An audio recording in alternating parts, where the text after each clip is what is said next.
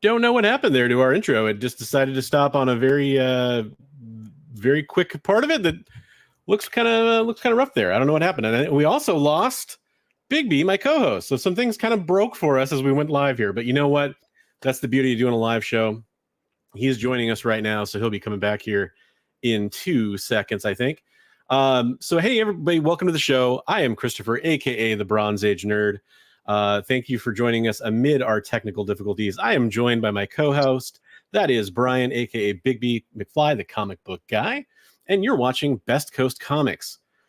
Real fast, I just want to take a second to explain to viewers over on the EXP channel that we are doing this in place of the normal Devil's Advocate show that you would normally see over there. Kyle, our esteemed executive producer, is enjoying a fine night of live wrestling at a Raw event. And so he wanted to go do that. He asked for the night off. His suggestion was, hey, you do that show on Mondays after our show with Bigby. Why don't you just broadcast that to both shows and we can just have a fun show on both channels? And we thought that sounded like a fun idea. So welcome in everybody from the EXP. If you're watching over here on Bronze Age Nerds channel, we do appreciate that as well, of course. Go sub up the EXP. Fantastic channel with lots of cool shows from people like Nick Barucci doing his live art auctions on Fridays.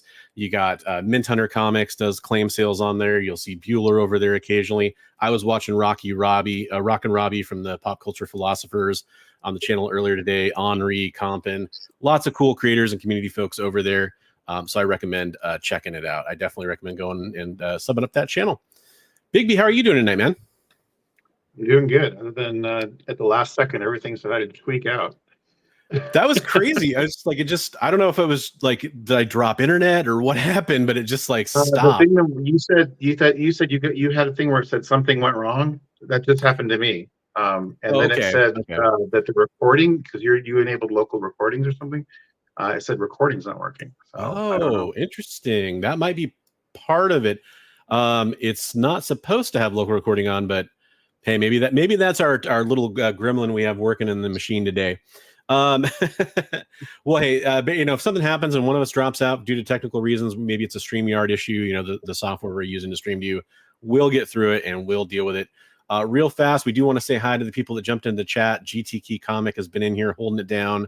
At least I knew the stream was set up correctly because GT Key Comic is always leaving those messages ahead of time. Lords of Brooklyn is posting something here that we are definitely going to address a little bit later in the show and take a moment to talk about. But yeah, I mean, rest in peace to a legend YouTuber who we just got some unfortunate news today did pass away. So we definitely will be talking about that later in the show. And a sad day for the comic book community. And we just had another sad day for the comic book community not that long ago. So it's pretty rough. Shadow Rat dropping into the chat. We appreciate that, Shadow Rat. Brandon Metro with that Cyclops avatar always wins my heart. Thank you so much. Hey, we got Comic Tropes is holding it down not only over on X. Comics can literally explode. Yes, it is true. It can happen. But he's also over here on YouTube and saying Nick is a nice boy. Yes, Nick Barucci is a very, very nice guy in the community. He does a lot of awesome things for the community. Something went wrong. My favorite hair mess. That's right, Psycho Phil. So specific. Something went wrong. And he does a Clipper P as well. Jay Burns. By the way, Jay is so Kyle's the executive producer over at the XP. Jay is usually our in-house producer for the show because it's usually Kyle's in front of the camera. He says feels weird not working the show, but excited for the show tonight. Hey, glad you made it, Jay. Appreciate you coming in as well. So tonight we got some really awesome stuff planned. I'm going to kind of go over the show notes a little bit so everybody kind of knows the game plan for tonight, and then we're going to introduce a guest. We actually have a guest on the show. So in a couple of minutes we'll be joined by Ryan from Automatic Comics. Huge shout out to Bigby for talking to Ryan because he's been doing some awesome videos about the whole 9/9 explosion we're seeing. And I know he and Bigby are kind of friends. So luckily we were able to get Ryan on to talk about it because he's been doing some awesome investigation, and we can kind of learn from him about some of what's going on with this 9.9 explosion. So that's our first guest we have coming up in a minute. We are doing something, we've been teasing some changes that are coming to Best Coast Comics, right, Brian? Yeah. And so we finally have, we got that claim sale under our belts. That went awesome. We were really excited about that. But we finally have some stuff set up that we've been meaning to do We're going to talk about some art from the comic book community. That means people just like you who are watching right now can submit your artwork to us. Some of you have already done that, and we're going to feature that artwork later in the show. We're going to announce a really cool thing we're going to do for those of you that have submitted artwork. We're going to try to pick a winner at the end of the year, and you're going to get some original sketches from myself, from Bigby, and also from Travis, Comics Limited, who was one of the artists we featured on our first show, friend of the channel. So that's really cool. In addition to that, we've talked about having super chat prizes. And so today I picked out some comic books, kind of a loose theme on them. They're all Marvel books. First appearance of Forge, Uncanny X-Men 184. We're going to throw that in there. That's a nice near mint copy of that. And then also X-Men Adventures #1. So kind of that X-Men 97 thing. I got an X-Men 97 shirt on there. So that's another super chat prize. Lovely, lovely, lovely. That's a 10 of Swords magic. Just fantastic cover there. And then threw in some 2099 love. How about the first appearance of Spidey 2099 in continuity, if you want to call it that. And then also I threw in Ravage 2099, which is one of the last Marvel characters that Stan Lee created, which is kind of a fun little fact there. And then I threw in a ASM 300. So if you want to super chat us, support the show, all you got to do is if you did like a $5 super chat, for example, I'll throw you on our name wheel 5 times. And at the end of the show, whoever's done super chats will draw the wheel and I'll ship those comic books off to you. But I know what you're saying. I don't have money to throw at this YouTube channel. I just want to sit back and enjoy the show and win some comic books. Awesome. With Bigby's help, we got a bunch of trade paperbacks here. We are going to be doing a giveaway in the chat. So I'm going to type into the chat right now. Actually, I shouldn't type in the chat because then it'll enter me into the chat. So let me create a banner. We're going to do hashtag Best Coast. And if you type that into the chat tonight, you'll get entered for a chance to win one of 3 prize packages that you get to choose. And we'll just give that away to free to somebody in the chat tonight. So there's going to be some cool trade paperbacks. I got a DC package, a Marvel package, and an indie package. And we'll show those off a little later in the show. So type in hashtag Best Coast if you want to win a free comic book package for a chance to win free comics. And let me just get that banner going and we will get started on the rest of the show. There we go. And you can type that any time in the show, whether you're here or not. So absolutely get a chance to do that. Lords of Brooklyn says, comic strips, I saw your, what's that? Oh, I said, hey, Lisa. Thank you. Oh, Lisa's here. Okay. There's a slight delay between me and Brian Smith. So if I sometimes it's when I start talking, I hear him start to talk, and I always want to make sure I don't cut him off. Edgar Church and how he betrayed HJ. Okay.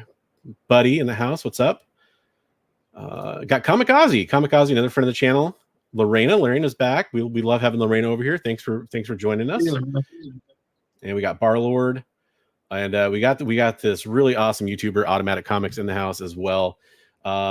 Speaking of which, oh, actually, you know what? I'm sorry, I didn't scroll down far enough. We had our first super chat. So Lisa, you're going to enter our prize wheel. I'm going to put you on there 5 times.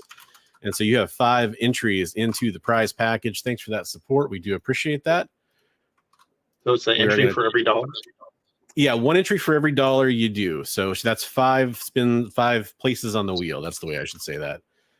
So right now, Lisa is dominating that wheel. Currently 100% chance to win. We'll see if that lasts. And we got a lot of entries in there for the Best Coast. That's awesome. Appreciate that.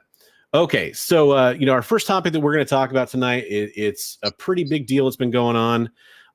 And I really want to make sure that we get into the meat of this 9/9 kind of, I don't want to call it a controversy, but it's kind of this new trend we're seeing. Before I do that, there is one thing I do want to talk about, and it's something that, I don't want to make, we don't have like a presentation or we don't have anything ready to go for that because we're still kind of just now learning about it and kind of dealing with it. Really recently in the community, we've lost 2 prominent members here. TiVo from Lords of the Long Box passed away recently. And, it's been really heartwarming seeing all the tributes. I saw some stuff on like Cover Price, for example, had a banner up talking about it. There's been some really touching shows and streams on YouTube, like Mrs. Bird City from Bird City Comics. Laura was talking about some memories. There's been a lot of stuff going on with that, and that's really good to see, but an unfortunate circumstance. And then today we just found out we lost Benny, aka Comic Storian, who I know is somebody who many people in here are going to be familiar with and have enjoyed his content, and it's just heartbreaking. Yeah, it's been and yeah, it's something we talked about a couple streams ago too. Of course, very good point, Chris. That we've had just too many losses recently in the community, and the only thing I really want to say about it too much, besides just rest in peace to some legends, is always make sure to take the time with those loved ones around you. You never know. I'm under the understanding this was a pretty sudden loss we're talking about here. And you never know. So always take that moment. Bigby, do you have anything you wanted to add to that? No, that's really good to say. I mean, don't wait to say things to people. Yeah. Say it when you Absolutely. can. Absolutely. And with that said, I'm going to bring on our guest tonight too, so we can move on to our first kind of news item kind of thing going on in the community itself. And that is Ryan from Automatic Comics. So everybody, welcome to the show. Ryan from Automatic Comics. Hey, Ryan, how's it going? Hey, yeah, thanks for having me on. Yeah, and I mean the TiVo thing, that one was the most impactful for me because I watched them all the time, and so that because I used to do some stuff with Covers Price, and so I was always watching Lords of the Long Box, and so yeah, I got that message then today about Comic Storian, and I'm just like, man, like, it is really unfortunate. So yeah, hopefully, their families are okay and everything, but yeah, I'm sure this is tough. Yeah, it's a tough time for everybody in the community right now, and I mean, I feel like the last few years we've been dealing with creator losses, way more frequently than we need to be. So many people that we probably collectively, all of us pretty much grew up with, it seems like, because a lot of us are of a similar age, and those creators that, maybe some of us idolized and looked up to are getting, up there. And unfortunately we're losing them too. And it's just a reminder to me that, if you have opportunities to go meet some of these people at cons, whether that's on the YouTube side or just somebody that you follow or a creator you love, go do it. I recommend going and doing it because you never know when that last opportunity is going to be, and life is short, so make the most of it. Chris from Comic Strips asked a great question. How are 9/9s possible? Is it even possible? I feel like I need to do that aliens meme guy here and tell everybody how it's possible. But yes, there are 9/9s and there are 10s even. It's crazy to think about. I'll tell you, here's the limit of my knowledge when it comes to 9/9 and 10s. I'm used to seeing 9/9 and 10s on a lot of smaller printer, independent books, things that have come out on really modern printing, that aren't from the big two usually. Now you do see those occasionally. They're really kind of rare is sort of the general consistency there. But a weird thing's been happening recently where we're seeing a lot of older books hitting the market with 9/9s and 10s. And the reason I wanted Ryan here is because he made some fantastic videos. His link to his channel is in the description below. I highly recommend checking out some of the coverage he's done recently. But Ryan, you're kind of the guy who shined the light on this to me. So I was hoping you could kind of walk us through what your process was for uncovering how all these 9/9s are hitting the market, and now some 10s too. We're seeing that, and kind of what's going on here. What do we need to be thinking about as collectors? Right. So, I mean, it really all started with that the CGC video that was put out. I think Sean, their VP of grading, put out a video on grading like what was it? Was it like a Power Rangers book or something like that? And it showed him going through this stack of like new books, and he's basically like just like looking at one after another, all next to each other, and like pulling out books that have flaws that immediately take them out. It looks like it's a 9/8 pre-screen basically. And he's taking the ones out that are definitely not 9/8s, and then he starts going further and looking for certain types of flaws. And we've kind of coined it comparative grading because that's what it looks like. And where they're basically comparing books to each other to pick the ones that look better, and then giving those books, the 9/9s or the 10s. And so he graded like 400 of these books, and I think like 70 of them came back 9.9s, and it was, I don't remember if it was 10 or 20, something like that, came back 10.0s. I mean, it was a lot. It was a high percentage of those more modern books. Now, I think that was a cardstock cover, so that always helps too. Yeah. But that was one of the first things that we really saw.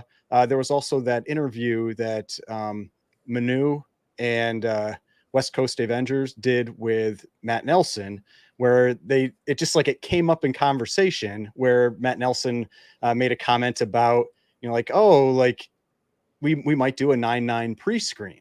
Right. And then along with that, he was saying that it was kind of like they hadn't really, and this is what really I think rubs a lot of people the wrong way, is that they had effectively 9.9s in 9.8 cases. They're like, we don't have time to check at the level that's needed for a 9.9, and so we just gave them a 9.8. And that really makes people not happy, because you're like, we're paying you this money, and then because like the value of 9.9s, especially when you start getting to older books, is extreme. I mean, it's typically 20 plus times the value of a 9.8. And so if you so with that Giant Size X-Men 1 that just came out as the 9.9, that could be a $500,000 book. Yeah. And and some people I had some comments where people are hoping it's going to not do well, so it kind of maybe put some stop to this, but it's going to do well. I mean, there are Mickey on a live stream that we recently did, he had said that like one person that he talked to had said they would without question put down 325,000, without even thinking about it. And so it's like, it's pretty clear it's going to hit some big numbers. And, I don't have anything effectively against 9.9s or 10s. I do think they exist. I do think that it's a legitimate grade. My big problem is it almost seems like CGC can't really grade them on their own. It's almost like they're having to have other copies, to grade against. And then, so if you have that book and you send it back in by itself, what are your odds of getting a 9.9? And I think they are very, very low. Like if you took like those, so kind of like going back to some things a little bit, like there was one of the big things that jumped out recently was Wolverine Limited Series #1. And so there was Vincent Zerzolo, Comic Connect. He had a Wolverine Limited Series #1 in a 10.0 that he was holding up, that was in, it's coming up in the next Comic Connect auction. Mm-hmm. And so then what, people started doing, myself included, Mickey, some other people as well, is we started looking at the other books that are in that submission. Right. And that's where we saw that in that submission, it was that was 25 books, and 3 came back 9.9s, and you had that 1 10.0. Then somebody, I don't know, did I just lose me? We have you on audio. You're got a configure camo studio screen up right now. And I was just talking about this, so let's let me see. CGC is trying to shut him down, everybody. Yeah. All right. Well, I'll mention this for now, and then I'll come back. I'll see if I have to drop and come back. Sounds good. But basically, someone that was watching my channel, they checked the submissions right around that one, and what we basically found was that there were 77 Wolverine Limited #1s that all got sent together in a 9.8 pre-screen, and they got 10 9.9s, that 1 10.0, and then 1 got rejected, and all the rest 9.8s. And so that book hadn't had a 9.9 for something like 7 years, and all of a sudden you get 10. And so it really makes people think like something is changing. Then you've got Neo Comics and Cars, that he's been tracking the monthly 9.9s that CGC is putting out, and they keep climbing. Now those are generally like super moderns, like those are the really new books, but it does feel it gives the appearance that they are giving more of them out. Yeah. And so I don't necessarily think that they're lessening their standards to get them. I think that they are just looking for them now. And right. And so but the problem there really comes with the older books, because if you say you got one of these, a 9.8 and something like Amazing Spider-Man 129 or X-Men 101, and it could have been a 9.9, did CGC just like steal $100,000 from you or $200,000 from you? Like, because that's what it comes across as. And so there's a lot of frustration from people. Now, if I'm going to try dropping, and I'll join right back in and see if that hopefully that resolves the issue there. Sorry, everybody, for the tech. Like, it's just been now everybody has had technical difficulties so far. It's just been one of those things. So yeah. Well, So you got a couple while of super chats while we were talking. So maybe want to. Yeah. So I just wanted to make sure that we acknowledge that Psychophil, you're on the board for your five entries into the super chat prize. Milton Stapler, that's a very generous and awesome super chat. We appreciate that. Also, a very funny comment. If you're familiar with the quality of Marvel's paper, you are on the board for 20 entries there. So thank you. Are on the wheel, not really a board, more of a wheel, to be honest with you. So you are on there. And by the way, I really wanted to say hi. Yeah, I did want to say hi to Ferdbird the Nerd, who's another awesome community member up here in the Pacific Northwest. I just found out I'm not going to get a chance to meet him at SummerCon here at the end of the month because he's not going to be able to make it, and that bummed me out. But we were talking earlier, and he's a really good YouTuber as well. I recommend going and following him. So we did get Ryan back in. Let's see if we got. Hey, we can see you again. All right, there we go. I don't know. I had to unplug my camera and plug it back in, and it worked. So. All good. But yeah, so there is a lot of frustration out there. I feel like right now, just because, we pay a lot of money to have these books graded, and you expect someone to be doing their job, and then you kind of find out that maybe they weren't. And yeah. But what I've been doing now is there's this great site, and so other people can look at it too, but it's just something that I'm now checking every week. It's called cgcdata.com, and you can pull in data from that site, and I've got some spreadsheets, and I do some little comparisons on there between each week, and you can see or if you do that, you can see like which books had 9.9s added in the last week, which books had 10s, which ones had 9.8s, all this kind of stuff. And so the big reason that I wanted to start doing that is I didn't want to miss something like that Wolverine limited series happening again. And so, because that would have been really cool if you had been like watching that and all of a sudden you see like 10 new 9.9s get added and you're like, what is going on? And so I'm trying to find things like that. And so like this last week, I made a video about there was what appeared to be a 9.8 pre-screen that somebody sent in for Star Wars #1. Now, they did not get a 9.9 out of it. That is one of the books that does not have any 9.9s yet, but it feels like there are people with enough money out there right now that are trying to get these 9.9s and are trying to use a method of the 9.8 pre-screen with really high grade, like bronze and copper age books to get them. And there are some books that are definite targets. And I mean, I feel like Wolverine Limited Series #1 is clearly one of them. That book, for whatever reason, must not have any very few printer defects, because that's something that Matt Nelson has said, is that you can't have those printer defects. And so they must be like super clean, at least with that. And Secret Wars 8, I think, is the other one. I imagine we'll be getting a lot of those popping up in submissions too. I did read some stuff from a person that does pressing that says that they've generally seen really good paper quality and stock on the Wolverine ones compared to books that are of the same, contemporaries of that particular book. And so that does make me wonder. And I know one thing you talk in, folks, I can't recommend enough. Go check out Automatic Comics videos on this topic. I think there's about 4 or 5 now on your channel. I've seen a few of them. I'm trying to do like one a week now. Just as long as something happens, I'll if there are no new 9.9s or anything, I'll skip it. But but as long as I see something, I'll make a video on it. Yeah. So one thing I noticed is, you talk about, and I think this is a very sound theory for what could be happening, especially considering they're apparently coming from one source, which is either connected to Comic Connect or is Comic Connect. Do you feel like it is more likely that is them collecting as many 9.8 candidates as they possibly could, and then doing that 9.8 kind of style pre-screen and for that comparison grading? Or do you think it's possible that we're seeing like they got into an unopened case from like a warehouse find, and now they're submitting those for some comparison grading? I keep seeing the crack theory, but I was kind of, the crack and resubmit theory. I was kind of curious if you had any thoughts about whether or not there could be, because I mean, it happens, occasionally that we find unopened boxes of comics from shipping that have been stored in a warehouse or have been in somebody's collection for a while, and then they turn up at like auction, or they turn up, at a place like Comic Connect could easily get their hands on something like that, I imagine. You think there's any possibility of that? Because that was my one question I had when I was checking this out. There's really no way to know what one it is. I wouldn't be surprised if it was something like that. It could have been raw books that they've just been stockpiling. Because I've talked to some other people and they've said that it could be like a lot of these auction houses have back, like books that they store, and maybe they save up for certain auctions, or they save up for, maybe there's a week that they don't get a lot of submissions for that auction, and so they put their that stock into it or something. And so they could have had a big pile of them that were really nice and decided to use that. Or they could be, like I said, they could be going out and buying 9/8 to then crack and try to resubmit.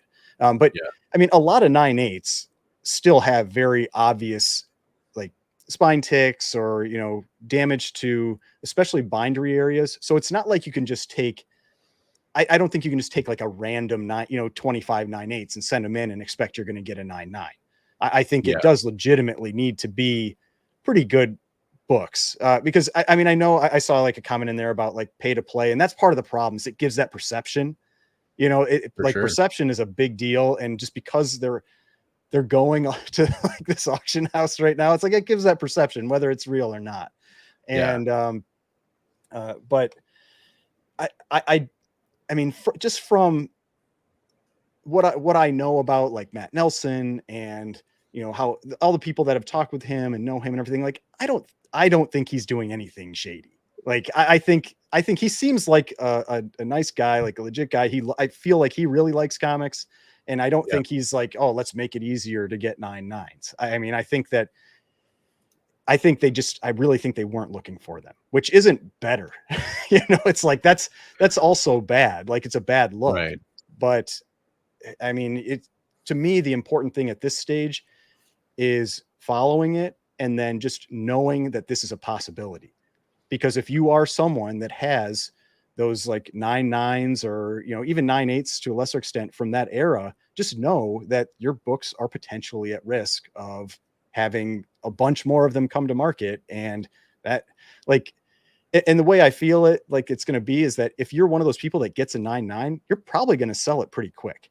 Like you're going to try to move it. And so I would expect that if they do start coming out, they will come out in relatively quick succession, and that can have a serious impact on the prices pretty quickly, especially for the ones that only have a few. But like if Wolverine Limited #1, if it jumped from 28 to 39 in 1 month, what if it jumps to 200 in the next 2 years? I mean, that's a big difference. And I don't know how many people out there are willing to spend, the last one sold for like 11 grand, like how much does it keep ticking down every time one comes up for sale? Well, and, I think you kind of, for me, there's a lot of conspiracy theory stuff going on in the discussion around this.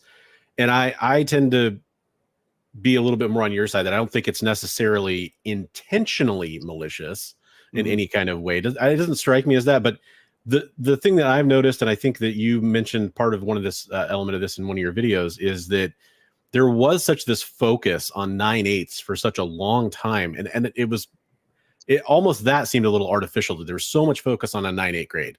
Could have been 9/6, could have been 9/4. You could almost make the argument 9/4 is kind of the start of, kind of the near mint scale for most people. So why is it 9/4 so important? No, it was always 9/8. And 9/8 pre-screens were such a big deal.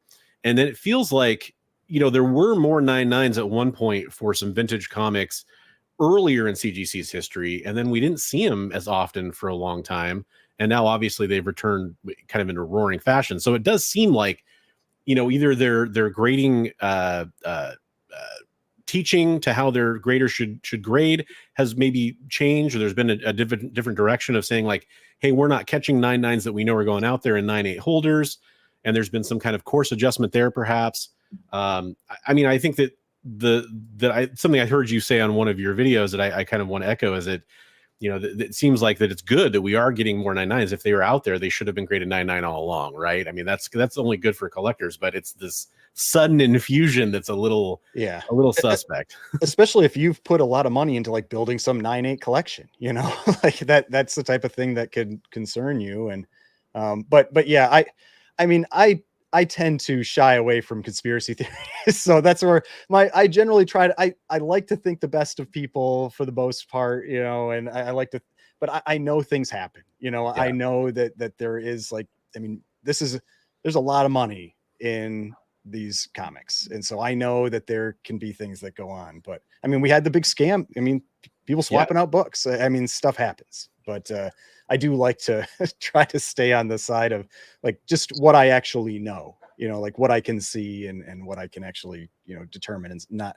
what I think might be going on. But yeah. but Well, yeah. by the way, you just mentioned something that I was definitely going to mention at some point while we still had you on the show. Your coverage of the kind of reholder scam that was going on was fantastic, and I really appreciate you doing that. You know, that's the kind of stuff that I really value seeing from the community when it's kind of informing people. Like we all kind of are aware there's not a lot of great comic news out there to kind of help cover some of the stuff. So when we see community members step forward and really kind of cover that stuff and shine a light on it, I really appreciate that. So excellent work there, by the way. But yeah, I mean, the trying to think like what I'm wondering what might still come with with the 9.9 stuff, just because I mean, I talk to people that have them, you know, and there definitely is some concern out there, and maybe some of that comes from my videos. I don't know, you know, but I mean, my whole point is like, I just want people to be aware, and then they can make that decision for themselves on how they want to act. Because for all I know, we won't have very many 9.9s moving forward. I mean, it appears right now we're getting more, and I can't predict the future, and that's why I want to watch it. But I mean, like 2 weeks ago when I did the 9.9 update, there were 7 new ones, and I would say like 2 really significant ones. There was the Wolverine, there was another Wolverine limited series #1 that got added, and that X-Men 97, which was the first ever 9.8 for that book that got added. I think those were 2 very significant ones. And then this last week, there were only 2, you know, whereas Neo is showing like over 1,000, like it's like 1,200, 1,400 9.9s added per month. And so you can see like the vintage stuff. And these are the books that are 2010 and prior. That's what really gets tracked there. It's not adding a ton of them right now every month, but the thing you got to always remember is you don't have to add a lot for some of these to have an impact. But you know, I want to address them in the chat here real fast, because Comic Tropes brought up a great point, which is there's too many slabbing scams. I just can't get into that aspect of comics. And for those that may not have seen it, I actually was a guest on Comic Tropes channel talking about a 9.8 pre-order CGC scam where, you know, somebody was basically unable to fulfill their pre-orders that they were taking on 9.8 new comics, which was a whole thing that we saw the rise of kind of up during the pandemic. But then right after that, Fallen Hero mentions my issue is that the auction houses are getting most of the 9.9 Holy Grail books, and that is an element of this that I think that I did want to get your take on, Ryan, because we are seeing that it is a lot of the auction houses that are kind of getting these. And I know, for example, you mentioned in one of your videos that, hey, for all we know, Comic Connect was saying, hey, we have a lot of books coming your way. They're pretty high grade. That was speculation. I'm not saying that you know there's any evidence of them saying that, but as somebody who sends a lot of books to them, and they, you know, obviously a lot of high dollar books, which means that CGC is going to get a higher percentage on those books as well. So there's kind of a mutually beneficial relationship there, theoretically, that could cause something like that to happen. And then regular collectors, you know, small timers don't really have that ability to either send in 25 9.8 candidates of Wolverine, you know, 1 limited series or better. And we also don't really have that kind of cachet to say to CGC, hey, these are really high grade. You should probably be looking at these for a 9 or 10 if that's what happened. That's that optics side of things. Yeah. You know, I mean, it just like the fact that they had just gotten that giant size X-Men 9.9 and then got, you know, the 10.0, and then we see all these 9.9s that we wouldn't have known about. Now, this is why a lot of us think that CGC is going to change their numbering so that you can't do that. So you can't like check what was in these submissions. Yeah. And but the fact that like nobody knew that those would have existed unless you were actively checking the census. I mean, it doesn't look good. I would like, I mean, I have seen regular like collectors get 9.9s. I've seen it, you know, so it happens, but I you mentioned the 2012 or not 2012, but like that they used to get seemed to give out 9.9s earlier, and that's what I had seen, that it seemed like they were giving out 9.9s up until around 2012.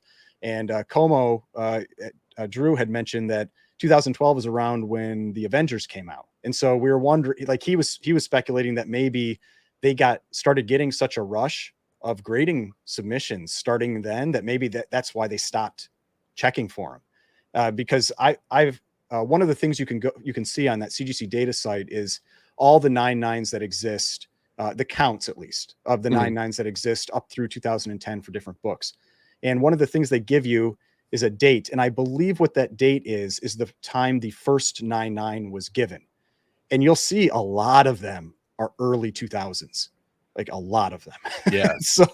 And so the thing that really makes me feel weird about that is that was a point when, I mean, how many books did they even have on the census at that point? But they're getting 9.9s.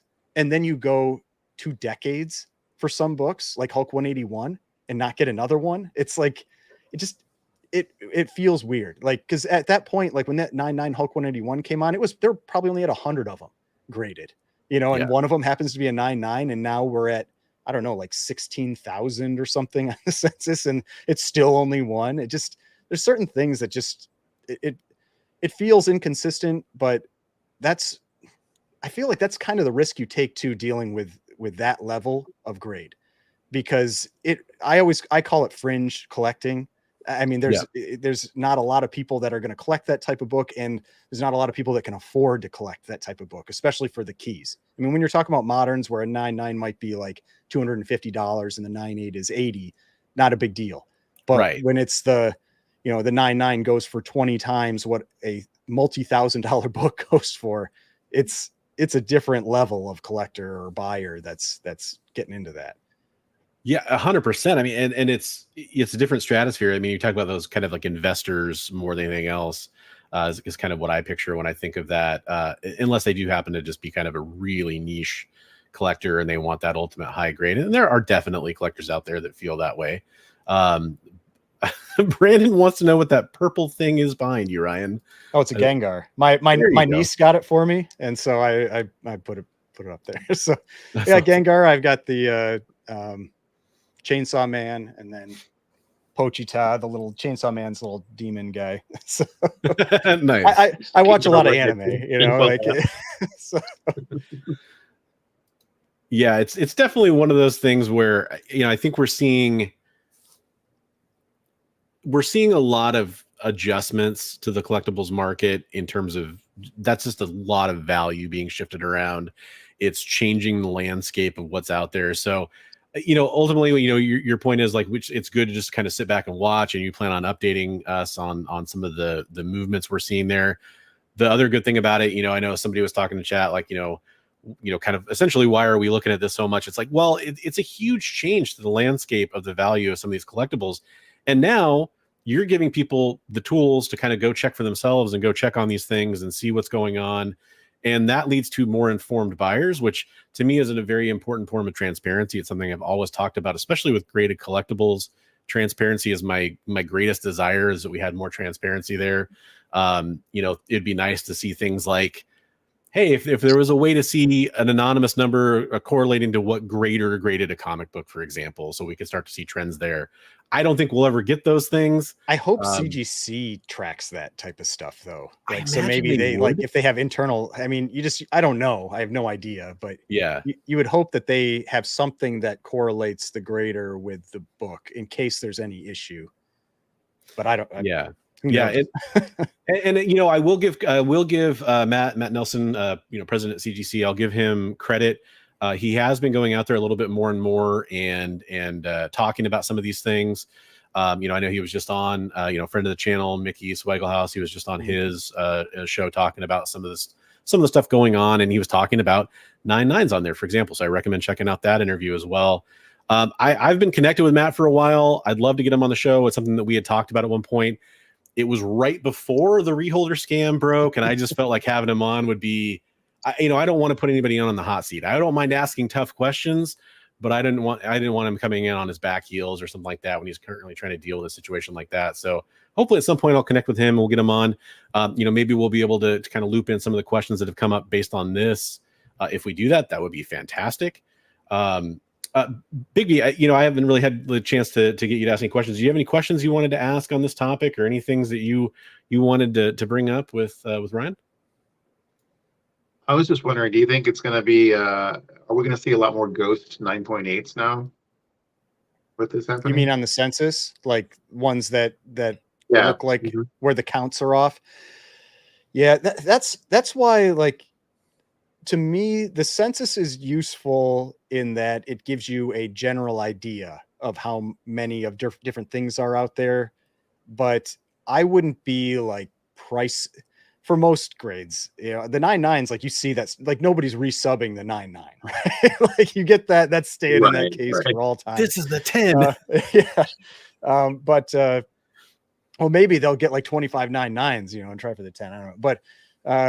But I had somebody comment on that where they thought they were commenting that they thought it would like drop the value of these books if you had like these Ghost 9, like you said, like Ghost or Phantom 9.8s pop up. And to me, it's more about how often they come up for sale. And so that's what really pushes the value up or down. It's like, I don't know why I can never remember the name of the book. There was this, I've talked about it before. There's this one book that popped up on Heritage like 2 or 3 years ago. It was this like indie book that was very scarce in a 9.8. A 9.8 hadn't sold for like 10 or 12 years. One pops up on Heritage, sells for like $2,500. Then one pops up the next week, and the next week, and the next week, and the next week. And it was just like one after another after another. And it went all the way down to $400. To me, that is exactly what you could expect to see with something like if there was a flood of 9.9s. It's where it doesn't necessarily matter if you have the census increase, if people are holding them. Once they start coming out, that's when you start to have those prices come down, because there's only so much demand out there for anything. Like one of the things my older brother mentioned or talked to me about when we were starting to have the comic boom and you didn't see everything jump at the same time. He was like, the comic like collector community can only look in so many directions at one time. Yeah. And there's only so much money. And so that's why you kind of saw certain books jump, and then they would turn to like Hulk, and then they turn to Spider-Man, and then they turn to X-Men. And so you saw different books jump throughout that period. And I feel like that's the kind of thing where you just have to know that there isn't an infinite amount of money out there to buy these things. If all of a sudden all 10 of those 9.9s, or like week after week they came out, it would crush the market. And knowing that they are probably at Comic Connect, that's not how they're going to sell them, because they don't want that to happen. And so either they're killing your own market. Who knows if they'll slowly let them out like one each auction, or if they'll try just private sell them, so that they don't end up on GPA. Because that's what really causes those shifts. It's public sales. It's eBay, GP, or Heritage, Comic Connect, Hakes. Like when they pop up on those, then they show up on GPA and people can see how many are selling. And it does make a difference there how they sell. Yeah. And I mean, it's just one of those things where like those private, like Instagram sales, that kind of stuff, like it's always one of those things that's a little funny, because there's a lot of activity on the market that's not tracked. And it does make you wonder. Like cons, like nobody's tracking what's happening there. And I've had people talk about they bring like suitcases of money. Yeah. Did have a question come in earlier I wanted to address. Do you think CGC should credit the amount paid previously?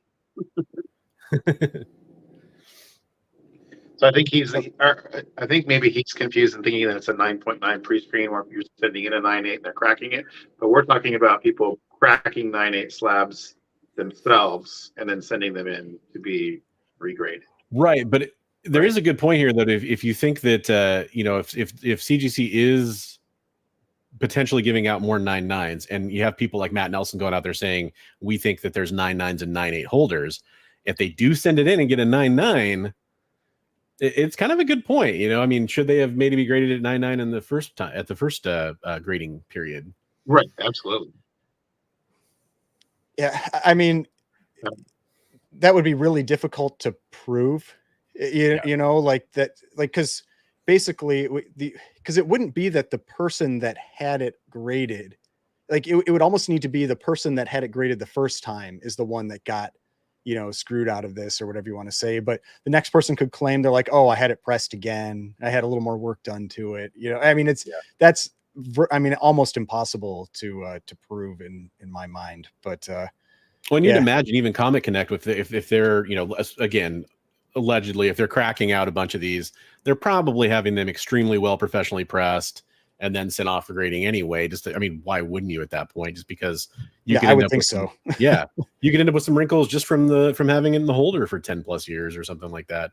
Oh yeah, I mean, we've all seen them. They get those little waves and that kind of thing. It doesn't mean the book's damaged, but you want to repress it, and that's why even for like signatures, like when people send books in for signings, they almost always have at least CGC do like the quick press to hopefully take care of anything that might have happened in there.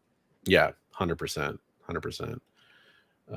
CBCS guys do not. Yeah, actually, that's a good point. There was a thing that just came out today from Whodat over on Instagram saying that CBCS has his X-Men 1 and was handed over to them, and it is now missing. So there are lots of things in the graded comic space, unfortunately. Yeah, I've saw that, and I mean, it's one of those things where it's like that really sucks that they lost his book, but it feels like if they lost his book, they got to pay him. Yeah, it seems like that one should be resolved relatively easily. Now, if it's something like it's a book that meant something to him specifically, then that's obviously harder to replace. But it seems like they just he gave the book to them, and then either they gave it to the wrong person or someone just stole it from their on-site or their on-site reslabbing, I guess. So it seems like they should just pay him out for whatever it is, and then he can move on and get something else. All right, Kyle's done with his wrestling event. Don't worry, we'll be around for a little while. We got lots of other topics here, and I know our time with Ryan's a little bit limited. He's over on the East Coast, for example, and we're over here, as the name of the show implies, we're over here on the West Coast. So we'll probably have it's a little later here. Exactly. We want to be respectful of that. Plus, we have another guest coming up on the show later tonight too. We have Alan, Comic Collector Geek, who'll be joining us here soon to talk about his new Kickstarter. So lots of other stuff coming. Don't worry, guys. We got plenty of topics tonight. Well, that said, Bigby, I wanted to make sure I got another chance. Did you have any other follow-up questions you wanted to ask before we let Ryan get to bed? No, I think he did a good job. So okay, cool. I know. Appreciate you having me on. Yeah, absolutely, man. I just think that I think it's one of the really interesting things going on in at least the collectible side of comics right now. And I am definitely I'm a data person. It's what I like. And so to me, it feels like I'm digging through data. It's kind of, you're trying to solve something. It feels a little bit like a mystery. You're trying to find things, and that's just fun to me. And so that's why I've been enjoying kind of going through this. I mean, CGC might not enjoy it. I don't know if they have a problem with people pointing these things out or not, but I mean, we'll see. We'll see as it keeps going. Well, I just want to reiterate, I've been loving the content. I mean, you say you're a data guy. My last job before I became a stay-at-home dad / comic book guy on YouTube was a data analyst. So I absolutely love data. I love looking back at, census, pricing, historical sales, all that kind of stuff. So the stuff you're doing is just fantastic. I love the breakdowns. And I'm glad that you're continuing to cover the kind of emerging 9.9s to the market and everything we're seeing as we go forward. I think that's important too. And I mean, it's not, this isn't the only topic within graded collectibles that matters, but it's an important one going on right now. And hopefully, as we see these kind of things develop, we hear more about it from wonderful people like you. So we appreciate that. I appreciate it. Yeah, no, I mean, the CGC scam stuff still isn't resolved, but no, it's interesting. It's one of those really interesting things where people don't seem to really care about that anymore. The reality is nobody's really talking about it. Even if I make videos about it, it gets way less views at this point. People just aren't as interested. They've kind of moved on to the next thing or whatever. But I keep following Paul Lesko's Twitter just to see if there's any update on the legal side. And there really hasn't, that I've seen lately. There hasn't been. Yeah, no, 100%. It is one of those things that as a content creator, peeling back the curtain a little bit, it really frustrates me when I see things like that happen as well, because there's these things that are so important, and sometimes it's only voices like what you're doing, or like what we do sometimes, they're the only voices in the room sometimes, and that's the only thing that can really shed a light on what's going on. And without that, some corruption and some other awful things can still take place. So absolutely keep it up, and we love seeing the good work. Yeah, I remember there was somebody that had made a comment on either mine or Mickey's channel where he was saying something like, well, just wait until the national news covers, this, like the CGC scam. I'm like, that's not happening. Like, we're the only ones covering this. So it's like nobody else, like nobody cares about graded comics outside of comic. Yeah. So. Right. Yeah, absolutely. Well, hey, again, we know it's late over there, and we definitely want to thank you for coming on. We really appreciate you being a guest here and kind of telling us a little bit more about the situation, from somebody who's really had a lot of eyes on it. Absolutely appreciate it. Folks, like I mentioned earlier in the show, I did put a link for Ryan's channel, which is Automatic Comics, down in the description. So make sure you go and check out, go sub up to his channel, check out some of those 9/9 videos. After the stream is, you can go ahead and wait till the stream ends, and then you can go check out those things. But we really appreciate you coming on, Thanks man. Thank you so much. Yep, absolutely. Have a good night, man. Yep. Cool. Well, we just heard from Ryan, Automatic Comics, about the 9/9 infusion we've been seeing. Real quick housekeeping before we do move on to different topics. I didn't want to interrupt the conversation, but Shadow Rat, you did get that $10 super chat in earlier.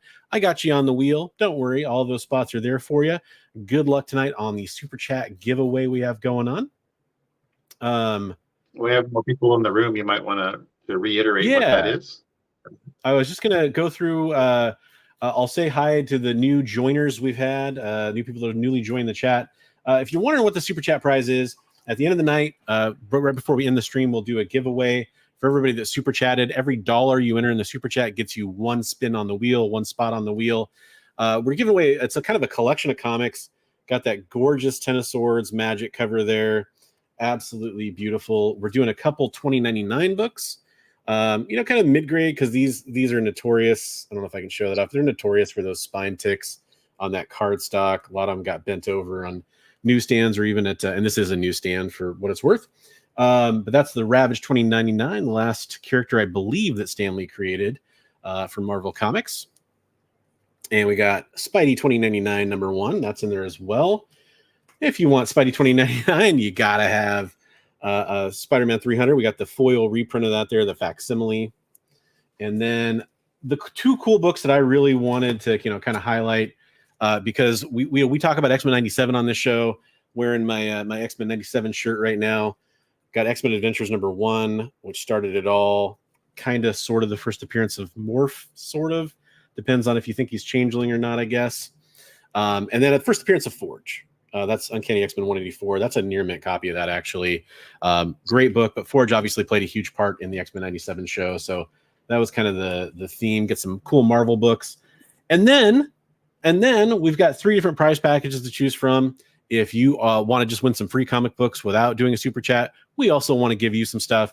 Just do #BestCoast, all lowercase, in the chat. We're tracking that throughout the night, and I'll do a prize wheel at the end of the show, and we'll send off those comic books to somebody. We got a couple Hulk trade paperbacks with a Hulk comic book, a couple DC trade paperbacks, and a couple independent trade paperbacks.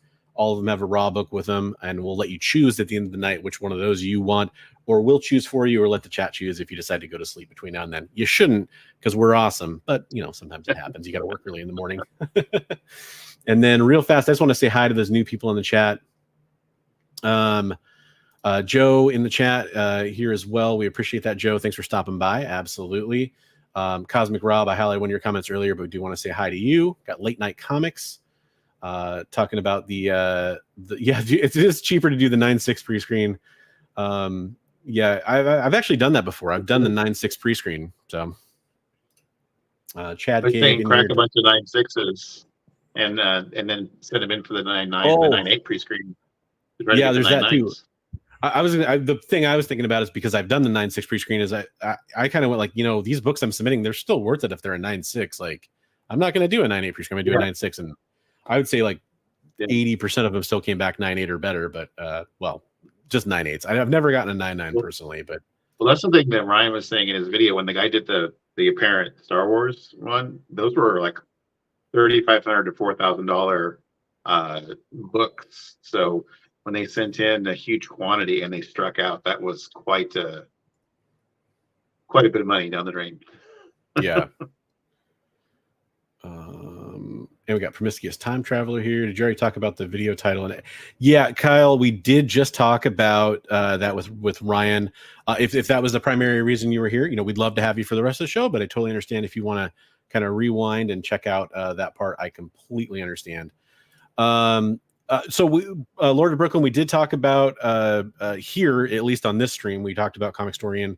Unfortunately, we lost him today, and we also talked a little bit about Tim Vo, passed away recently, and there, there's just been too much tragedy in the community recently. It's actually been pretty brutal. I know a lot of private conversations I've had where we've all been talking about it, and it's you can only take so many hits before it starts to take a toll on you, and every loss is terrible, especially when, as I understand it, this was an accidental passing and obviously sudden, and death is never great, but when it's at the end of a nice, long, full life and all those things have happened, at least it makes more sense. This is kind of just a gut punch, basically. So thanks for reminding us about that. And yeah, I hope those that were closest to him in the community, I hope that there is something from them as well to people that knew him better. I didn't have the pleasure of knowing either of the people that passed away recently.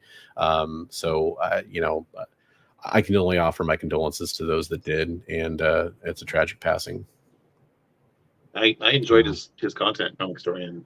Yeah, absolutely. Watched a ton of his videos. So cool. So that was everybody that we talked to on the chat there. I just want to add Lords of Brooklyn. While I'm doing that, keep in mind we do have another interview coming up. We actually have Alan from Comic Collector Geek. We're going to be bringing him on here in just a few minutes. So I know he is backstage ready to go, but I want to make sure I add these people here, so I'm not adding names while I'm talking to our next guest. And I also just kind of wanted to give him a low-key heads up that we're going to be bringing him on soon.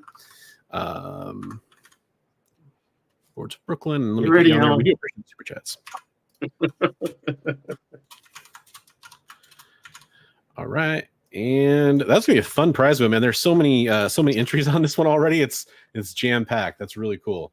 Rainbow. Yeah, well, it's funny. It's only doing, I think it's because I have our thumbnail, like our standard thumbnail in the middle. So it's all purple, light purple, dark gray, and light gray. You know what? Why don't I just show it off real fast so everybody can see what we're talking about? Picture's worth 1,000 words, right? So if you guys are curious, what is the prize wheel? What am I talking about? Here is the current prize wheel. You can see I'm just putting on, one time for every $1 you super chatted is going on here. And that's just kind of building in the background there. So, like Buddy just did a super chat here. We appreciate that, Buddy. Thank you very much for being here and for super chatting. And then I just add Buddy on, and we'll get him on there 5 times. And at the end of the show, he might be our lucky winner. There we go. We got some buddy action on there. So what we're going to do next is we are going to bring on our next guest. I'm just going to wait for a thumbs up from him in the background to make sure he is ready to go. And he is ready to go. So everybody, I want to welcome to the chat. We got Alan, Comic Collector Geek. Hey, Alan, thanks for joining us. How's it going, man? Thanks for having me. Absolutely, man. Thanks for being here. In the background, I am going to load up your Kickstarter because we're going to show that off real fast. Cool. But for those that don't know, Alan is Comic Collector Geek. He has his own YouTube channel where he shows off some absolutely stuff that will make you drool, stuff that will make your jaw drop. He's got some great like Golden Age, some just some really rare, high grade, cool books he shows off. I'm always impressed. If you're into this niche or that niche, he'll usually pull something out and be able to show it off, and it just always impresses me. His YouTube channel is in the description down below. I recommend going and giving him a subscribe and follow as well, so you can follow his content. And then right before I introduce your Kickstarter, I'm going to introduce this gentleman right here. We got my usual co-host on tonight's show. This is producer Kyle. Kyle, welcome to the show, man. What up, fellas? Hey, how's it going? Do you have any chairs that got broken over your back tonight? Or are you okay? Not tonight. That happens in in 10 days. I get put through a table in 10 days. But no, tonight I was a guest of WWE at WWE Raw live in Toledo, Ohio. And the big advantage of that was I got to press the make things go boom button at practice. So I got to set off the pyro, which is super cool. Wow. Nice. Awesome. So real fast, what I'm going to do, Alan, I have your Kickstarter pulled up, and I'll share that here in a second. But before we do that, I'm going to give you the big screen, and I'm going to let you talk about your comic book that you're working on having coming out. Well, yeah, why don't you tell us a little bit about your project and what everybody should know about it? So basically, I got sort of down this rabbit hole of collecting Golden Age comics. I really love Golden Age comics. And I was a big collector in the 90s for the Bad Girls. And when I discovered there was Bad Girls in the Golden Age, I was like, I'm all in. I sort of fell in love with all these really cool characters and good girl characters and vixens of the Golden Age is what I call my comic that I created. And basically what I want to do is just share my love for these Golden Age female characters with people that might not be familiar with them. So it's the idea is to mix sort of like if you're familiar with the Dungeons and Dragons monster manuals, do you remember those? Like where you got like the creature and then got all the stats and like maybe a little history about the different monsters. Well, imagine that, but with Golden Age female characters plus a bikini special on the side. so I mix like the, like, so you learn about the character, but then I have like a nice little splash page where you kind of see a little bit of the sexy side of those Golden Age characters. So a bit of fun, it's pretty lighthearted. It's basically cool artwork with, some story as well. So I actually have some of the artwork. Once you show my Kickstarter, you'll see even more, but I actually brought some of the artists that I got to work with were kind of cool. I'm going to show you first this one. This is the Black Cat. This is from an artist, Yonami. And, right on. So Black Cat was a really cool character, kind of like the typical trope for these characters are either they're like Hollywood starlets or socialites or something like that, where they're, just cool characters, but, bored. They're bored with their lives, right? And they're like, I'll fight crime. So they go off and fight crime, and they wear like skimpy costumes in order to fight crime, because that's what you do if you're a Golden Age female character. You got to wear your skimpy clothes and fight crime, right? So yes, these are all public domain characters, and that's the other cool thing about this. So I can do pretty much anything with them I want. So they're all public domain. This is another artist, and this is an example of what the splash page will look like. It won't have the artist name; it'll be more like that. Okay, but this is an artist by his name is George Weber, and it's just got all the tropes. So this character is Rula. And she's like, you got the bondage thing going on. You got some snakes. You got some weird voodoo guys in the background. You even got the skulls at the bottom here. You got all the Golden Age tropes, basically. And I'm just really showcasing that. So people get a real flavor for the Golden Age comics. Are you guys familiar with Cherry Pop-Tart? Mm-hmm. Yeah. So I got Larry Wells to contribute as well. And he did a character called Bullet Girl, and he kind of gave her a little bit of sexiness. So this is like, it's called the cosplay Cherry Pop-Tart, where she's doing her cosplay of the character called Bullet Girl. And Bullet Girl's a fun character. She's just sort of like, she's got this silly helmet. And basically they can fly around and crash into things, and it's just a fun character. It was her and another character called Bullet Man. They just go around saving the world with their bullet helmets. So it's just, I don't know. I like these characters. They're fun. And I got some great artists to kind of bring them to life a bit. And one more is, I'm not sure if you're familiar with the comic called Mandy, but he was done by Dean Yeagle. And he did a sort of a Mandy version of a character called Moon Girl. And Moon Girl is another one of these great Golden Age characters. And so you get to learn all about the character, and you get to. And Also, these are all going to be in color, right? These are all in color. I just have the original like sketches from, and I printed them out just so that I'd have something to show. But in the Kickstarter, actually, I think it shows them all in color, so you get to see them all in color. It looks like you're fully backed right now, right? Fully backed, but That's I don't awesome. know why. I partnered up with another guy who basically he set the threshold really low just so that we would get it out there, because I already paid for everything through my own pocket, right? So basically at this point, to break even, I think I need to get to 10,000 or something like that. So excuse me. Yeah, so yeah, so it's one of those things where we're not there yet, but once, it'd be nice if I can break even on this silly thing. It's like it's a passion project, right? So I'm actually trying to hopefully earn enough where I can fund the next comic. So there's like hundreds of characters from the Golden Age that I've learned about and that I've collected, and I'd like to bring more of them to future comics. So I actually have the next 3 or 4 issues planned out. So there, in each comic, I plan 14 characters. There's 14 characters per comic. It actually took me a year to get all the artwork and get everything done. So this is a year-long passion project to get it to this stage. And now, is each of those going to be like a Vixens, or are you going to kind of do different types of characters in different future books, or?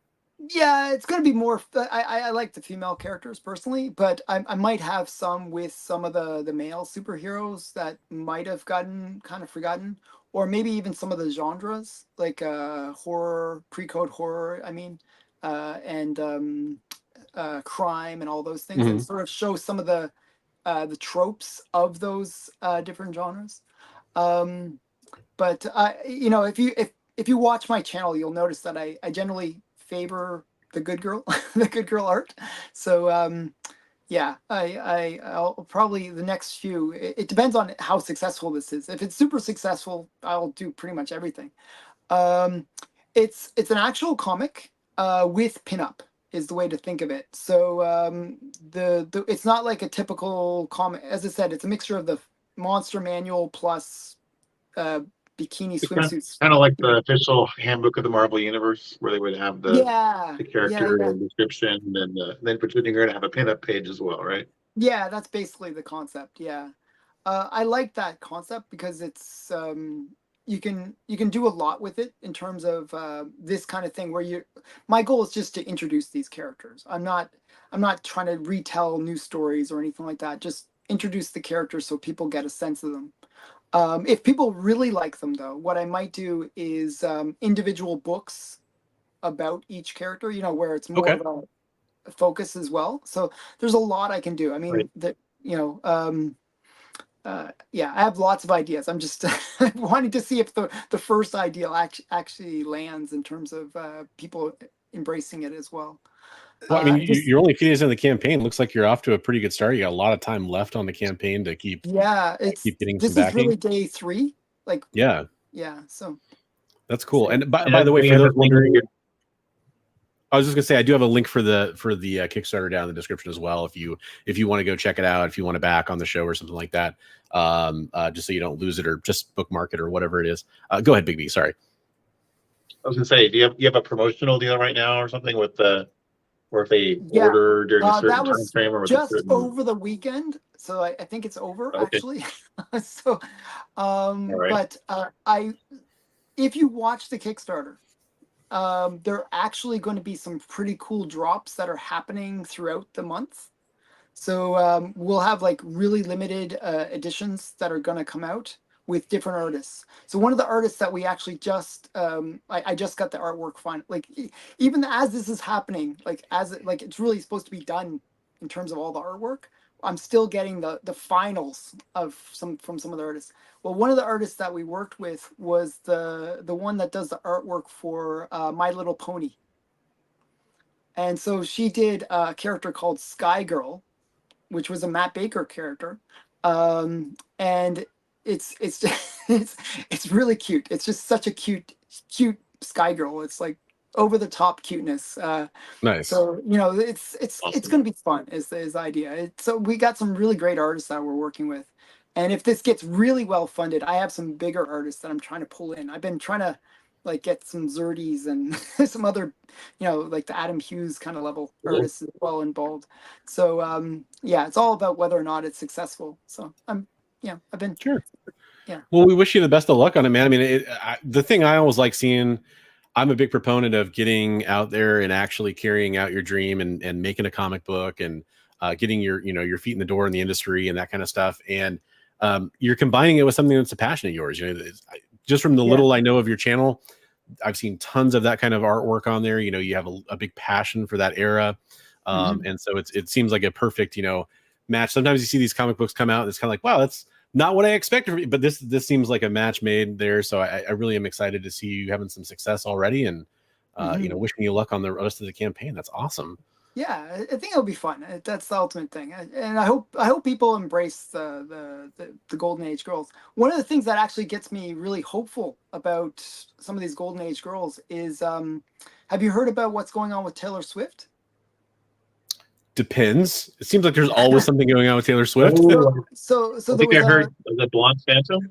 Yeah, the Blonde Phantom. She might play that, and that's a Golden Age character that I was trying to do, but we were worried about the copyright. You got to be really careful with copyright. But yeah, that's a Golden Age character, a Golden Age female character that's really quite in line with the characters that I've been pulling into this comic. So I'm kind of hoping some of that, celebrity, gravitas will come and play a role in this. So I'm hoping more people will take interest in these Golden Age characters. They're really great. Fun stuff that has just been overlooked for like decades, right? Nice. One question from the chat. So I'll just be honest. There's parts of the Kickstarter page which I personally don't have a problem with, but I'm not gonna necessarily show them on the stream tonight because we are co-streaming on a channel where I'd like to keep things strictly PG, even though it's censored and all that. I get yelled at. Bron shows too many mammary glands. Yeah, there are some mammary glands involved. So, but it is something I think that you can visit safely on like I said, the description. The link is in the description. But this is a good question. What are the tiers and what is included, Alan? So the way it works is there's no real tiers. To tell you the truth, it's like the way it works is you can get the digital for $5. I think is the digital version. But then you can pledge like 20, and I think you can get you can choose like one of two covers for the $20 pledge. Okay. And then there's beyond that, there's like covers that are like one of 25, so there's very limited, very exclusive covers that you can get at those. It's not like tiers, it's more like add-ons. So you can buy as many comics as you want. And we're going to have more of those add-ons that there will be available throughout the month. We'll be, try to keep the interest, you got to kind of slowly roll it out instead of dropping it all at once. You just kind of roll it out over time. So there's no true tiers per se, but it's more about, slow to be like risque versions. And then I heard some talk of maybe like foils or something too. Yeah, so one of the things that I was trying to do is we're actually sometime this week in the next few days, we're going to be doing, so this is the Moon Girl. We're going to be doing a risque version of the Moon Girl, so where her clothes kind of slip down a bit. Okay, so it's pretty tasteful, but not so tasteful, but so I don't know. So what I was trying to do is get my partner to, because he's handling all the printing. I was trying to get him to do like sort of like a lenticular, where it's like sort of like naughty nice like kind of thing. Oh, okay, that's cool. But I guess those are really expensive to print. So he's like a little bit. He's giving me a lot of respect. If you ever had to order the Marvel lenticulars and see what the discount code was on those, they are very expensive to print. And they don't usually work very well either. So it's like, so that's true. Maybe avoid that mess.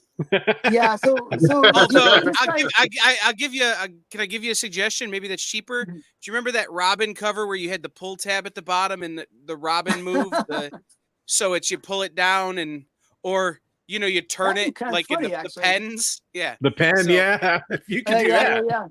Yeah. So, water but note. he's done lenticulars before. He's got pretty good printing experience. So it's more about the cost. I think it's like $25 per book to print wow. at a lenticular. So they're really expensive. Even the actual comics themselves individually are expensive. We're using like cardstock. It's like they're expensively made. So yeah. That's the pushback I'm getting. I'm like, oh, please, because I made a sort of a deal in this whole thing that I get a copy of everything. So I want it for my own collection. This is all about my own collection. So yeah. So but I have a question for you. And maybe you covered it, and I'm just still sort of in the fog here. But my question is I made a joke about mammary glands earlier, but from a historical context of the Golden Age girls, especially, that is a historically relevant point that was central to those comics. And I literally just bought a big Golden Age collection where it's like, this is as close as I've ever come to buying pornography as comic books in some of these books. Quite, well, some of them are very underground from that era. I mean, very underground. Like, so, and so like Tijuana Bible kind of level. Oh yeah. That's so totally different. Yeah. So and my those question came from is the 30s and stuff. That's like, right. Those are old, yeah. Yeah, that's even So I guess my question is are you providing as part of this project some of the historical context of these characters and some of the, or is that more part. Of a?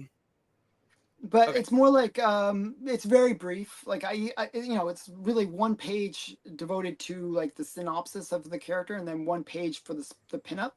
Fantastic. Yeah, so really the synopsis is really the origin story. I'm just I write up the origin story, tell all the major stats of the character, what key comics to pick up as well for the character, so where's her first appearance, that kind of thing. But I don't give that all the historical context. That would be a full book in itself. Yeah, and that, maybe that's something to plan down the road, because that's something that I think the people who are into this would very much dig. Yeah, so that if I ever did like sort of a one-off book, like just about one character, I would totally do that. Actually, one of the books that I have, like one of the characters that I have in it is Sunny. I love Sunny. It's a character done by Al Felstein, and there's actually a book devoted to just this character, and it's thick. It's a thick book, lots of pictures in it, but just a thick book. And there's so much history about this one character. To put that into a comic would be challenging. But you do sort of the Cole's Notes version of it, where you'd say, talk about some of the stuff. I mean, it was a cool character. What happened was, it was done by Fox Features Syndicate, which is like, it has its own stories and craziness about it. But what happened was, normally with comics, you get like an inker, you get a penciler, you get the writer, you get, cover artists, like so many different people involved. So basically what happened was the guy that, Al Felstein, he was just sort of starting his career at that time. He became huge later with EC Comics and stuff like that. But he was just starting his career and he needed money. He was desperate for money.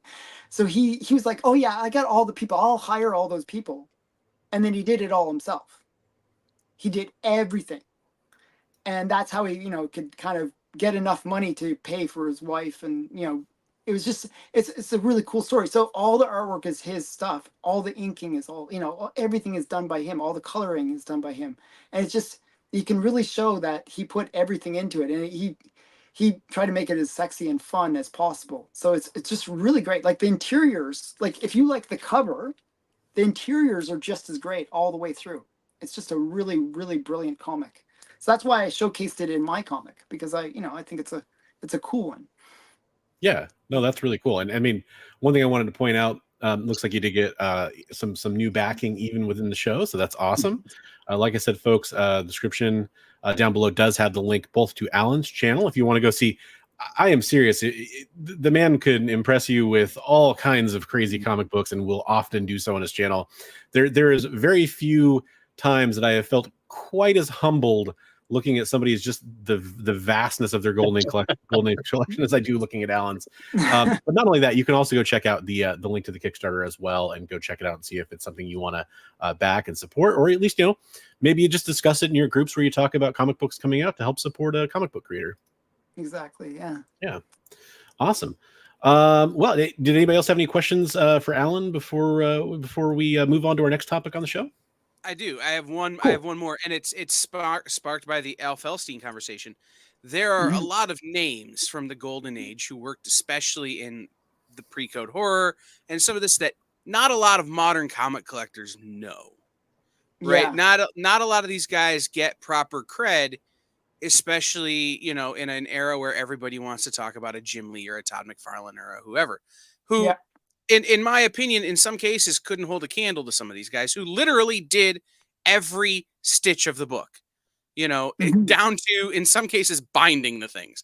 So are there creators and characters that you like pie in the sky, you kickstart this for $1 million, next book is coming quickly, that you haven't gotten to that you think need proper credit here? So one of the characters that I really love that I couldn't put into this book was Phantom Lady. She was done by Matt Baker, a phenomenal artist, and some of his covers with her are just considered to be some of the best good girl, you know, superhero kind of books. Actually, his Phantom Lady 17, that was his cover. It sold for the most of any non-superhero comics of all time. It sold for like almost $500,000, you know, just because it's such a great book. So the point is, like, there's like so many artists like that that don't get that recognition. You're right. Yeah. Some of them are like, Bill Ward. Actually, he gets a bit of love. But Gil Fox, jeez, you know, you always blank when you're you gotta think of all the names. One of Norman mine Saunders, is Norman Saunders is good. Norman Saunders. Well, one is of good. mine is Roman's cousin Alan. Okay. Who was primarily a strip artist. Okay. Mary Worth and some of that stuff later, but he did some comics really late in the 30s when he was in the service that I've come across because he was local to me. That are incredible, and they're good girl kind of. Why is she tied up? That doesn't quite make sense. It doesn't make any sense. They're always right. Right, exactly. But it's, you know, that's one of those names that I don't think a lot of people know, or the Saunderses especially. Yeah. So, you know, the Golden Age is it's sad how much has been forgotten about them. But the artists, like, one thing that I always like to tell people about the Golden Age artists compared to modern artists are they got a little bit more time where they can just sort of think about things, kind of plan it out, and, you know, they just sort of do their, you know, get around to it a bit. In the Golden Age, they were worked to death.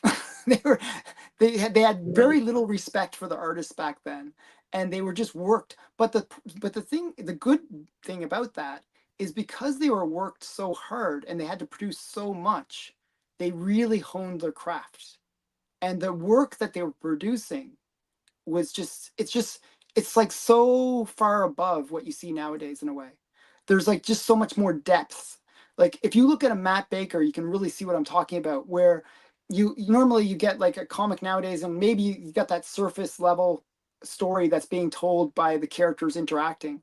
Well, with a Matt Baker, you'll have like multiple layers of story being told just on that cover image, where you got the front characters, they're doing some interaction, but then the characters behind them are doing something crazy. And then, you know, where each is like a little different story. They're all doing their own thing in the behind.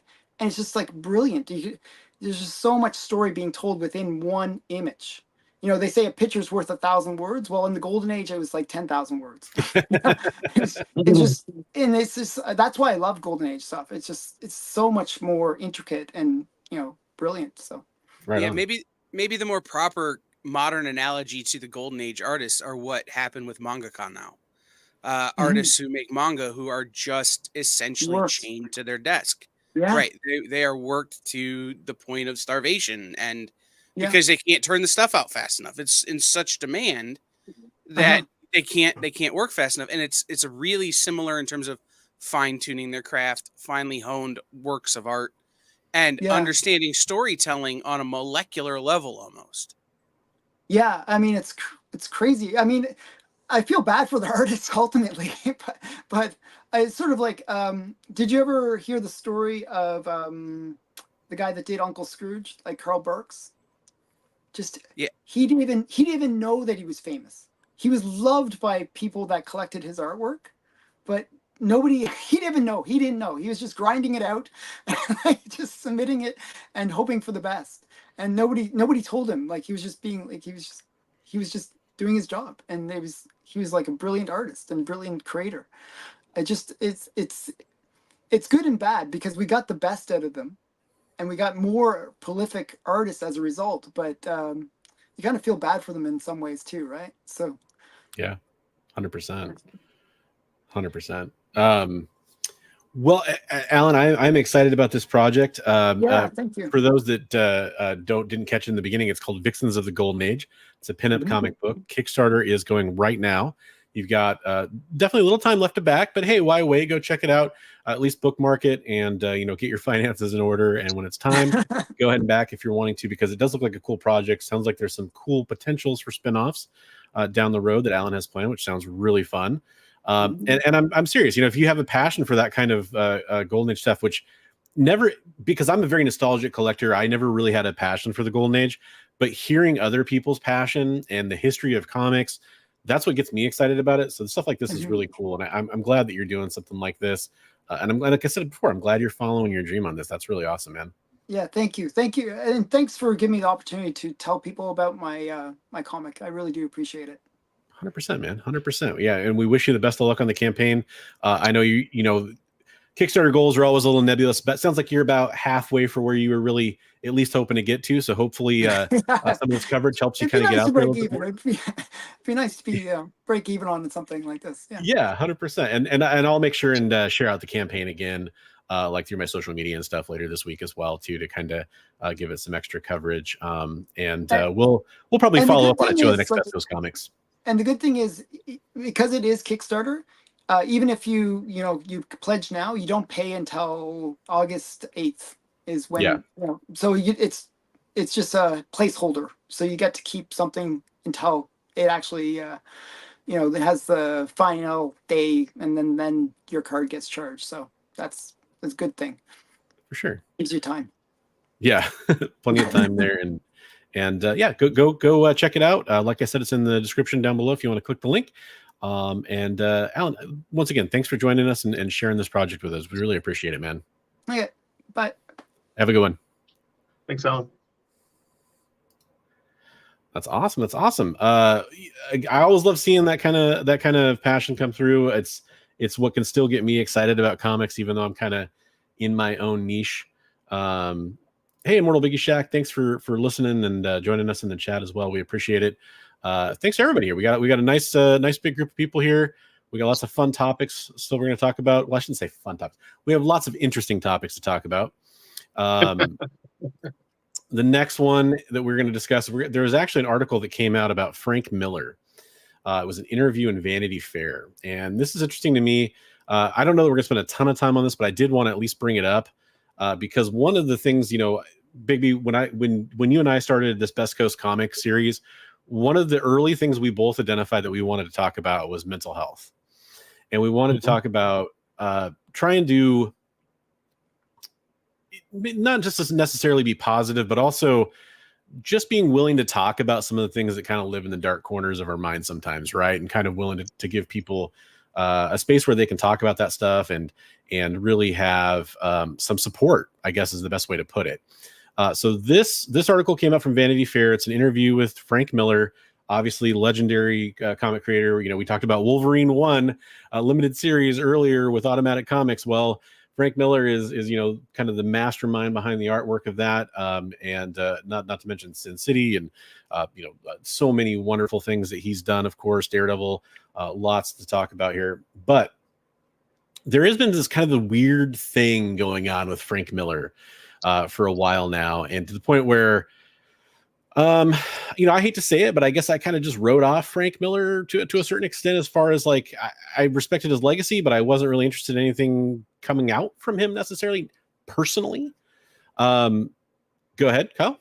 I have a theory when we're done with the article that I want to pose to the chat and to you guys about what Frank Miller is currently doing. Okay, fair enough. A little bit of a tease there. By the way, Joffrey just put in Best Coast, hashtag Best Coast. Go ahead and put that hashtag in there because you do have a chance to win some free comic books coming up later. Yeah, what's up, Warlock? Thanks for being here. So, rather than just sit here and read the whole article, what I will do is I will cut to the meat and potatoes of what I think is really important here. So he's talking about When Death Came for Frank Miller is the name of this article from Vanity Fair. And there was some speculation about Frank Miller's health for a while.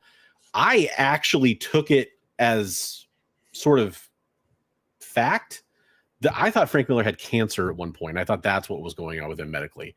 I don't know if I just heard that from somebody, but at some point that just became, my head canon of what's going on with Frank Miller, which I felt bad about.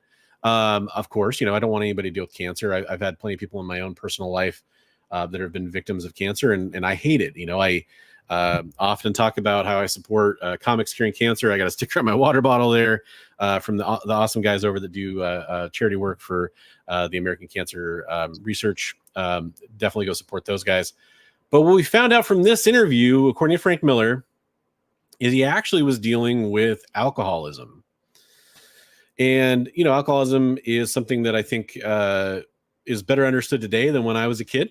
When I was a kid, it was just sort of, I don't even want to talk about what it was, but it was definitely viewed in a different light than it is today. It wasn't treated as a disease as much. And now it is. Alcoholism is something that's definitely touched a lot of us in various ways, especially people I know personally, people that are in the collecting community. And also, let's just say addiction. Addiction is an element of this too that I think is very important. So basically, the Cliff's Notes version is that Frank Miller in that article, and I highly recommend going and reading the entire interview, is outlining his struggle with alcoholism and the kind of person that it made him, which is a very different person. The weight loss, all the different things that he dealt with that have contributed to his health. And really what he talks about, which I thought was the most interesting part, is being able to self-analyze his own flaws. And that is something that's very hard to do. Speaking from personal experience, and I know most people feel this way, pretty much all people, I would imagine, is when you actually start to discover your own flaws as a human being, it can be tough. A lot of people aren't able to really kind of, have that kind of critical eye to look at it. But for when it comes to things like mental health, it's very important to be able to deal with your own demons, so to speak, to use a cliche.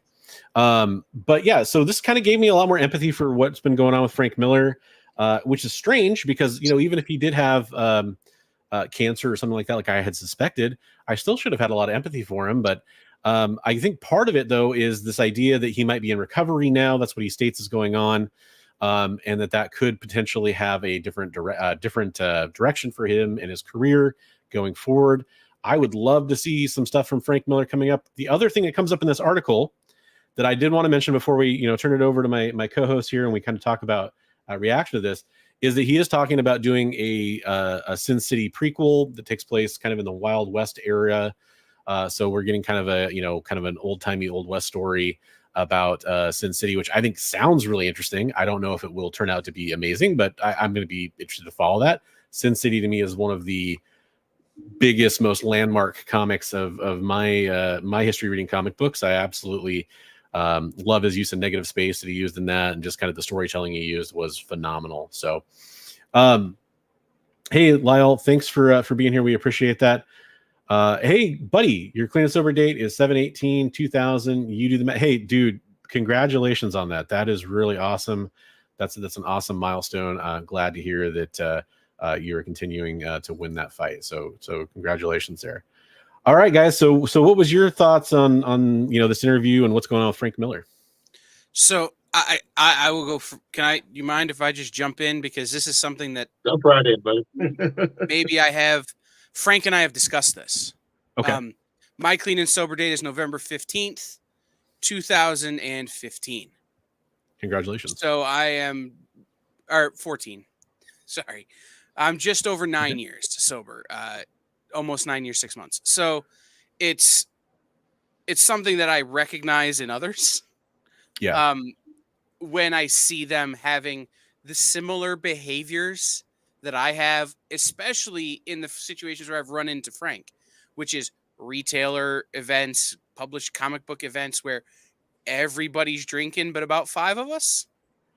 And we're all walking around with cranberry juice and Sprite in a highball glass so people don't look at you funny. So it's one of those things is that I talked to him and I said, hey, how long? And his number was less than mine, and it freaked me out. And it was one of those, okay, sort of situations. It's true, buddy. It is a one day at a time thing. And when you're somebody like Frank Miller, who I don't want to speculate on the pressures that Frank Miller feels, but one day at a time is really hard sometimes. Oh man. And with everything that the internet and the public throw at Frank Miller, every day is a huge victory for a guy like that. And it was interesting just sort of skimming the article. And I remember when everybody thought Frank had cancer or that he was dying of something else. And it got me thinking about, and I found a photo of myself from 2010, which is, I'm not going to say my lowest point. My lowest point was definitely right before I got sober in 2014, but one of the lowest points, and I don't even look like me. Like, I'm wearing a hat that doesn't fit because I had lost so much weight because I was drinking my calories and I was snorting my energy. It was one of those things that just became all encompassing, and I'm at my best friend's wedding and I look like a skeleton.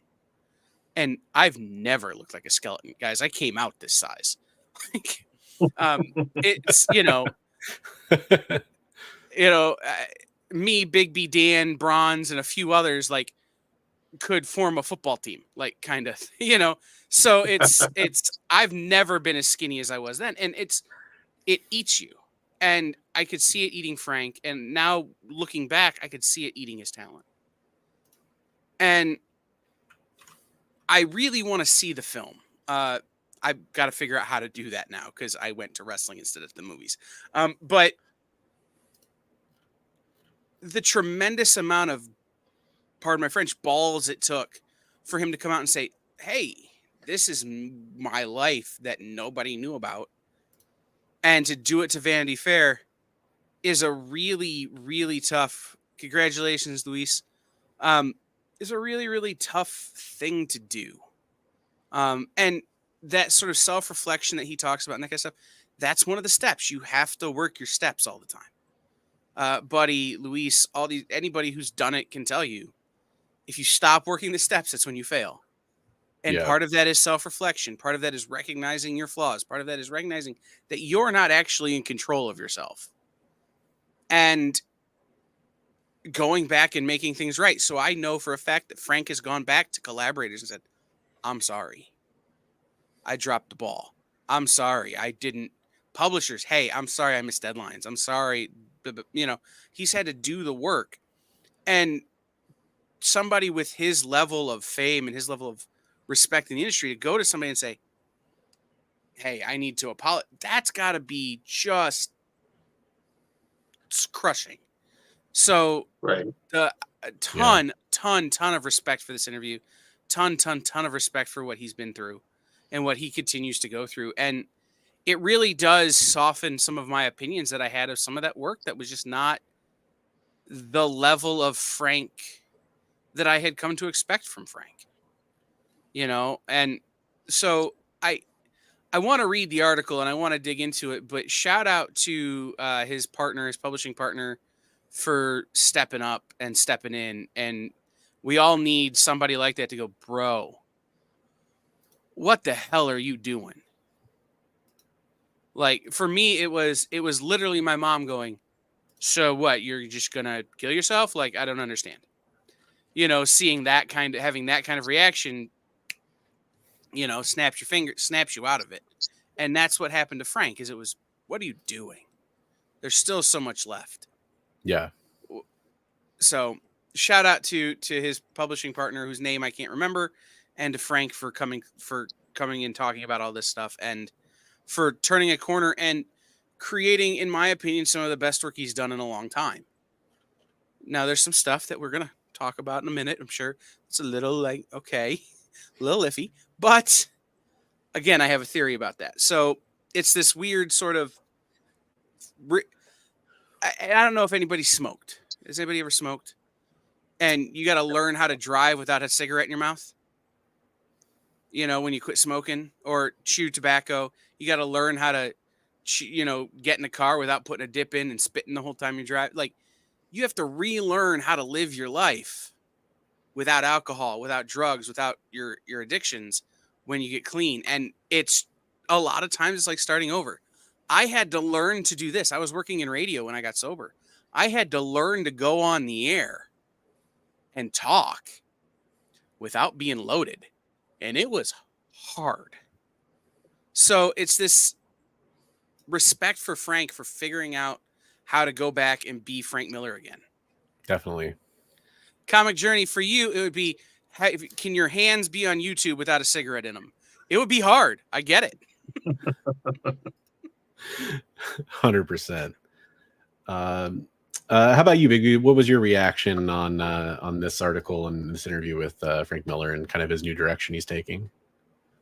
I will say it's kind of nice to see that there is a reason behind the.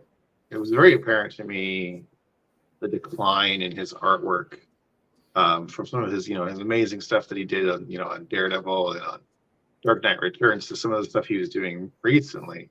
So it's really nice to see that there's a reason behind it. He didn't just lose his skills for no reason. There's a light at the end of the tunnel. We may see the old school Frank Miller coming back. So. Kelly, I think I speak for all of us because we've all been busy tonight, but I have not seen it.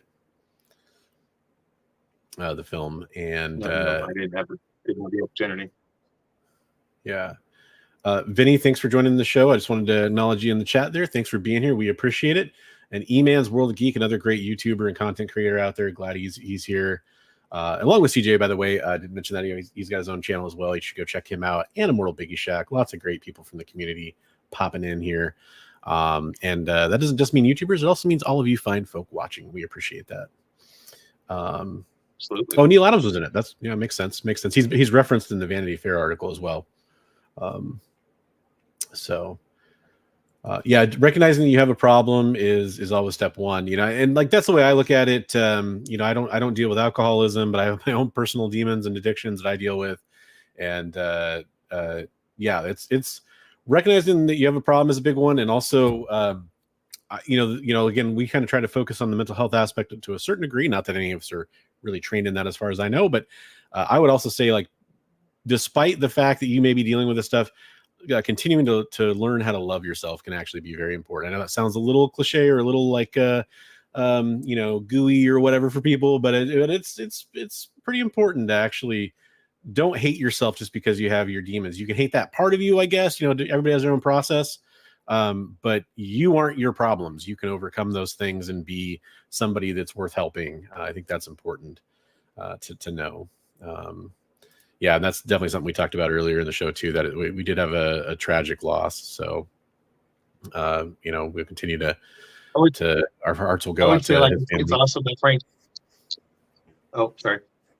No, go ahead. Yeah, it's awesome that Frank had the person who stepped up and helped him, you know, to overcome this, and finding the support system and the friends who are who are there for you and can help you through this kind of thing, or people who are familiar with that kind of situation. I know, Bronze and I, we both have a lot of similar stuff that we've gone through, and it's been awesome to have you as a friend to help me cope with a lot of things going on. So same. I think that. Yeah, 100%. And, we've made the offer before. For me, there's places where you can reach me very easily, like on my Discord server, stuff like that. If you ever are in a place where you need some help or somebody to talk to, reach out. I can't promise I'll get back to you right away. Just ask either of these guys. Sometimes it's hard to get a hold of me, if something happens, but eventually I will see the message and I will get back to you. And I'll do what I can, or at least point you in the direction of some people I think can help. That's important to me, that everybody has a spot, somebody they could reach out to if they think they got a problem. And for the people that have taken me up on that offer, I really appreciate it. I really appreciate that you felt like you needed to reach out and that you were able to. So always be willing to do that. Okay, well, unless anybody else had anything to add to that, I can move on to our next comic news we want to topic. discuss Go ahead. Frank Miller theory. Yeah. Oh, sorry. I'm sorry. I thought you already kind of mentioned it with your conversation. Please go ahead. All right. So here's the theory. Frank Miller was largely influenced, and you could see it in his early Daredevil work. You can see it in a lot of his own stuff, by guys like Vaughn Bodie and some of the people we talked about with our last guest, whose name I'm blanking on because it's that kind of night. And Underground Comics. Frank Miller has twice, if not more, in his career changed the way we view how comics should look. And I think the covers he's doing that people are dragging him for, especially that Wolverine, are homages to those guys and are reintroducing the underground style to today's modern comic reader, whether they know it or not, and whether they like it or not. Frank's like, I'm doing this because I'm Frank Miller and I can. That's interesting. I saw a post from somebody just the other day that was saying, like, I think it was on Facebook or something. I'm sorry, I can't remember who I saw it from. It was a picture of the Wolverine cover that we're talking about. And it said, I wonder if in 20, 25 years, we'll view this cover differently than we do right now. And I thought there was a chance that's possible. Like, it actually kind of made me think about it, because I will openly admit that I was somebody who kind of was like, what the heck, when I saw that cover, Yeah, exactly. Yeah, we talked about it on Devil's Advocates. So yeah, I really do think that he's saying, you know what? Art Spiegelman doesn't get enough love. Vaughn Bodie, Harvey Picar, these guys who were underground, creators that really inspired Frank. And so now he's doing his version of them, trying to get that art style back into the zeitgeist a little bit. Yeah. They hinted at Carrie Kelly and also the Western Sin City in the film as future Miller. Okay, cool. Yeah, I know that the Western Sin City was definitely talked about in the interview. So I'm curious to check that out. And he was going to, I don't know the status of Frank Miller Presents in terms of publishing at the moment. If I'd have known we were going to talk about it, I'd have reached out to Dan and tried to get an answer. But he was going to do a revisit of the Western Sin City concept with, and I'm going to blank on the name of the artist. Somebody else was going to draw it, and he was going to write it and go back even further than he previously has with that story. So I know he has a lot of stories he wants to tell in that realm. Yeah, with the Frank Miller Presents, was that just the Ash Can that came out, or was there more to that? No, I mean, they published a bunch of stuff. Pandora, that was Frank written and drawn by Emma Kubert. They did Ancient Enemies and some stuff. Right. Okay. It's coming back to me now. Yeah, they published a few things, and I think what happened is they got overextended. Frank couldn't really keep up with his end because he was looking at every page. Yeah. Dan DiDio running a publishing company that doesn't have the swing that DC had. It's harder to get things printed. It's I think they just got overextended, and I don't know where they wound up on that. I think maybe they're taking a break. So GT Key Comic, you got to get up pretty early in the morning to out Harvey Picar me. The guy lived 2 hours from where I'm sitting. So I have a complete Harvey Pekar collection. I've met his wife. I've been to his studio, all of that kind of stuff. So I'm going to check out that interview though. That does sound interesting. So many weird rules for the interesting. Okay. Yeah. I'm curious what you mean. Yeah, I remember that year. And then he was there again in 2022. So, and it was less weird.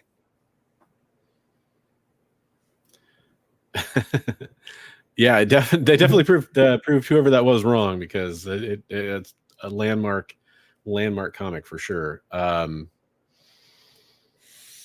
right, gents. Well, I do want to get some other topics. So unless anybody else had anything else they want to add, I'll just kind of wait for the.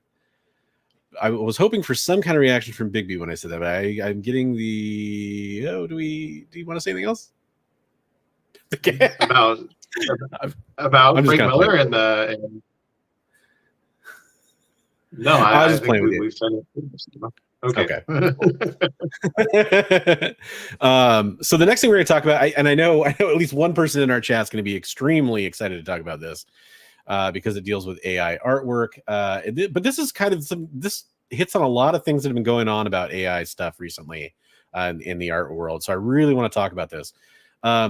So the article here, this comes to us from thanks to cbr.com. Yeah, totally understandable, Psycho Phil. You know, especially for those on the East Coast, I get it. That aren't necessarily super night owls. We appreciate you being here for the time you were here.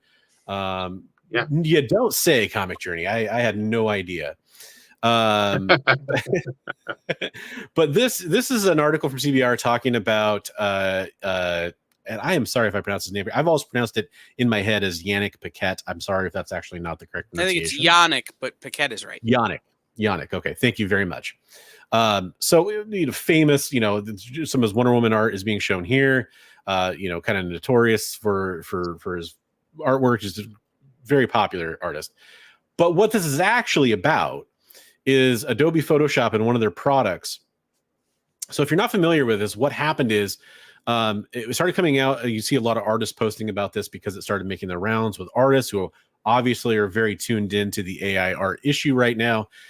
Where basically there was a terms of service update from Adobe about artwork being able to essentially be, for lack of a better word, owned by Adobe when it was being trained off of the artwork they were doing essentially within one of the Adobe suite of products, whose name I am scrolling down to see right now because I always forget what it's called. It's Adobe Creative Cloud, Adobe, it's Photoshop, it's Clip Studio Paint. Yeah, Clip Studio Paint is a much better tool, by the way. Yes, sorry, yeah, you're right. Clip Studio Paint is the one that he was talking about using afterwards. But yeah, so essentially, what happened here? It's not just that Yannick was talking about this, because I think a lot of artists were talking about this. I think it's a fascinating read. But what actually is interesting to me is that on the heels of this article coming out, there was an update. But if you're curious about the gist of this article, he basically said that Adobe Photoshop is dead to me. They're fully embracing of use of AI, or embracing of AI as the last nail in the coffin. That software was never intended for us comics people anyway. Drawing has nothing to do with filters and specific lens corrections. Their subscription pricing is clearly not aimed at starving digital artists. And then he talks about using Clip Studio Paint. I'm sorry, I'm not in the Adobe family of products, so I thought that was their product at first. But yeah, you're right. And yeah, it is all subscription based, and it's kind of one of those things. There are alternatives out there.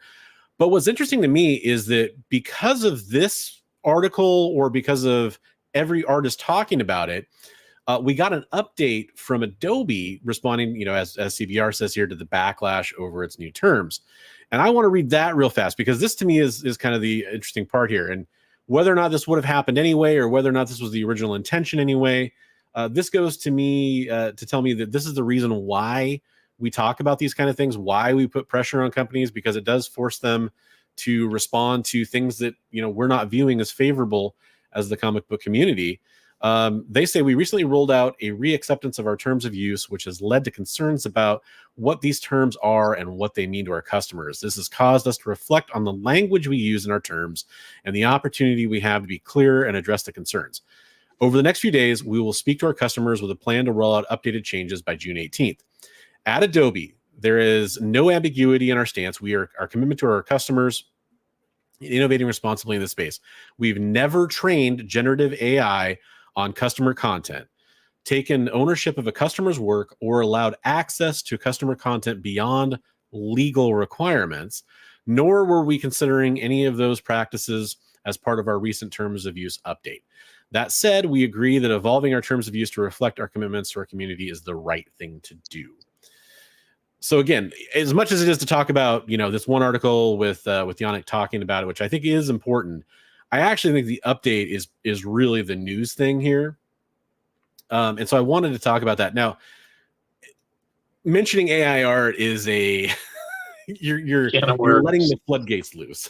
So can we take a minute, and I'm not saying that Yannick is wrong. I'm not saying that other artists are wrong, but we need to differentiate two things here: AI generative art and machine learning. Right. They're two different things. Adobe has for years used the way you interact with their software towards machine learning. I use Adobe products every day. And I'm not going to stop using Adobe products for two reasons. I can go over them later. But the thing that it learns is what my preferences are. So if I click this button, most likely the next thing I'm going to do is go do this. So it automatically queues up in my back end of my computer the RAM and the needed resources to go to the next thing. If I'm in Adobe Premiere and I head and tail my video and I hit in and out to select my entire video, it knows the next thing I'm going to do is render. Mm-hmm. So it unloads a whole bunch of stuff off of the RAM that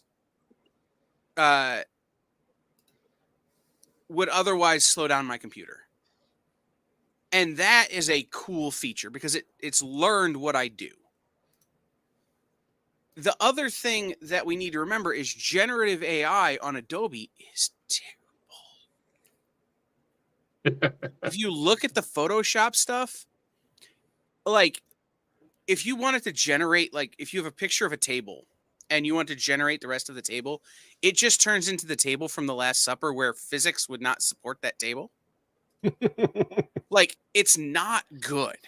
So Adobe's generative AI is way worse than a lot of these other software that are out there that actually can create realistic looking art.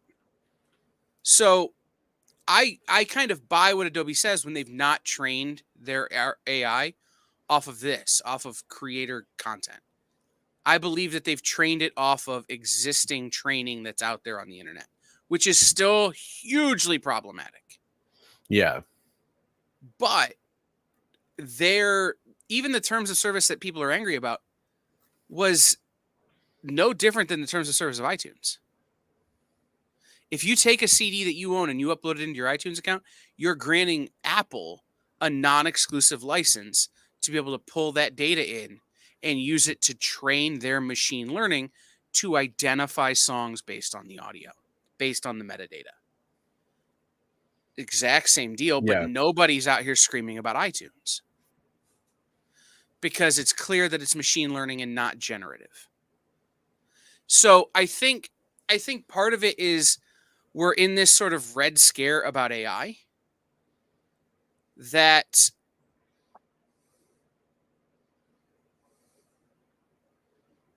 we're rushing to condemn what we don't understand. Because there are parts of artificial intelligence that we use every day and we don't think about it. Oh, for sure.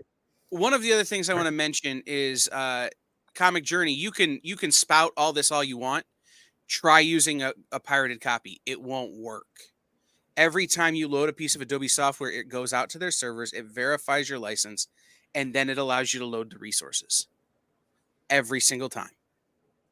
I have Adobe CX6, much like some of the people in the article talked about. I can't use it if I don't have my license key in my computer. Period. It just doesn't work because it won't load the resources. So you can either accept the terms or you can go to other software. And I really do think it's important to talk about the other software. Software like Clip Studio Paint and GIMP and some of these other things that Affinity are Photos, free. my go-to. And DaVinci Resolve. And there are free, easy to use software that isn't Adobe. But when you are working at a certain level, you have to use it. You just do. Unless you want to spend a year relearning how to do what you already know in something else. And that's a problem for some of us who make our living in the Adobe suite. So it's this weird line that we have to walk. And I think Adobe and Adobe stock price need to figure out how far they want to push the envelope one way or the other. Like, they're being investigated by the FTC over this. Like, how far do you want to push the envelope towards generative as opposed to machine learning? And how long until they come out and say, hey, look, we're going to draw 2 lines and these are our 2 lines. So, this is one that I've been following basically hourly. Because if I have to relearn how to do my job, I'm going to go work at Chrysler and assemble transmissions. I'm going to quit doing everything I do because I don't have time to relearn it.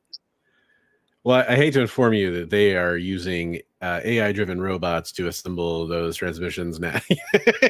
If they're not, it will be tomorrow. But I'll just be learning you know? that for the first time. Yeah. So it won't be relearning something I've been doing for 10 years. How about you, Bigby? Did you have any thoughts on this idea of who owns your content when you use these tools, that kind of thing? Anything that comes to mind? Yeah, so there's been a lot of outcry about companies that are, wasn't it Instagram just recently? They had the big thing about that they're going to start using your art that you upload to Instagram to train AI, and people are freaking out about that. Yeah, there was a big thing about a little while ago about Adobe that they used AI generated art for their advertising, and people were really pissed off. Because we're marketing this tool for artists, but we're going to use AI generated art for our advertising. So, I mean, I don't know. I mean, it is a complex issue. And understanding all. Kyle, thanks for being so well informed on all that. That's awesome. So. Yeah, I appreciate you saying that, Big. I really do. It's something I care deeply about because I have so many friends who are artists, and I want them to be able to be artists. Yeah. And as an artist myself, I make thumbnails for YouTube and edit videos and audio. I'm not really an artist. Like, but I'm not the same kind of artist as the people who made this stuff, right? So it's this level of I have to know what I'm diving into. And we don't know what we don't know yet on this one. And we're leading a witch hunt. Right. As opposed to asking Adobe to clarify their terms, which they now seem to be doing, as opposed to asking some of these other softwares to clarify their terms. Did you know that in your terms of service on iTunes, you specifically agree not to use iTunes to torture anyone? Anybody who's ever been in the car, yeah, it's in there. Yeah. Anybody who's ever been in the car with somebody who likes like really weird music has been tortured by iTunes. Like, thanks Guantanamo Bay. But it's exactly it. It's you have to clarify your terms. And Apple had to come out and clarify those terms. It says, okay, you can play songs your friends don't like, but like don't use it to blast loudspeakers for people who are keep people awake for 36 hours so you can make them tell you secrets. Like, as opposed to asking these companies to clarify their terms, to clarify what they intend to do, we just cancel them. Well, we hate when other people get canceled and other things get canceled. Why are we canceling these things? Yeah, right. I mean, Clarification and understanding is important. And for me, the biggest thing with AI has been transparency, because I'm not. I've said from early on, I don't think that I'm completely against the idea of AI artwork, depending on how it is generated. That is the big key. Is it generated in a way that is giving contribution to the original creators that made those works? Are they okay with it? Have they signed off on it? I mean, 99% of the time, the answer is no. But I mean, I could see a future where it's possible that like an AI art program could be used. You could put in prompts, maybe you could load in images, and then it could spit out some metadata that says, hey, here is what originally trained this image. Here is the artwork this is based on.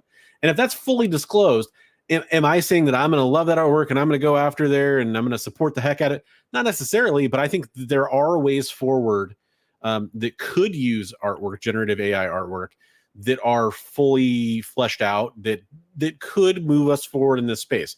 I think the idea that we won't have anything to do with generative AI artwork 10 years from now is far-fetched. I think it's going to be in our space somehow. The question is, what are we okay with? What can we get in terms of transparency, in terms of best practices that are accepted? But when it comes to the owning your own content and having your content stolen from you, the person who created it, that's where I do think that it's important for us to have clear lines drawn. I don't want to see any artists have their work stolen from them. That's happened far too often in comic books, and so I think it's very important. What I would like to know. Oh, go ahead. Go ahead, Bigby. No, go. I was going to say, can you see a future where royalties are paid to an artist based on what percentage of their skills were used to generate that image? Just like we get like royalties are paid for playing a song on the radio or something, or where every time an image is generated using skills that were learned from your art, you get a piece of the pie. Look up New York Times versus OpenAI. All right. The New York Times is currently suing OpenAI and Microsoft AI for illegally scraping the New York Times to train their AI systems without paying them the royalties that they have paid to other sites. Oh, okay. Some of these companies are paying people to scrape their information to train their AI. But they didn't pay the New York Times, and of the people you can choose to mess with, that maybe isn't one. Like, right. They have deep pockets and they have big voice. You're not going to win. Right.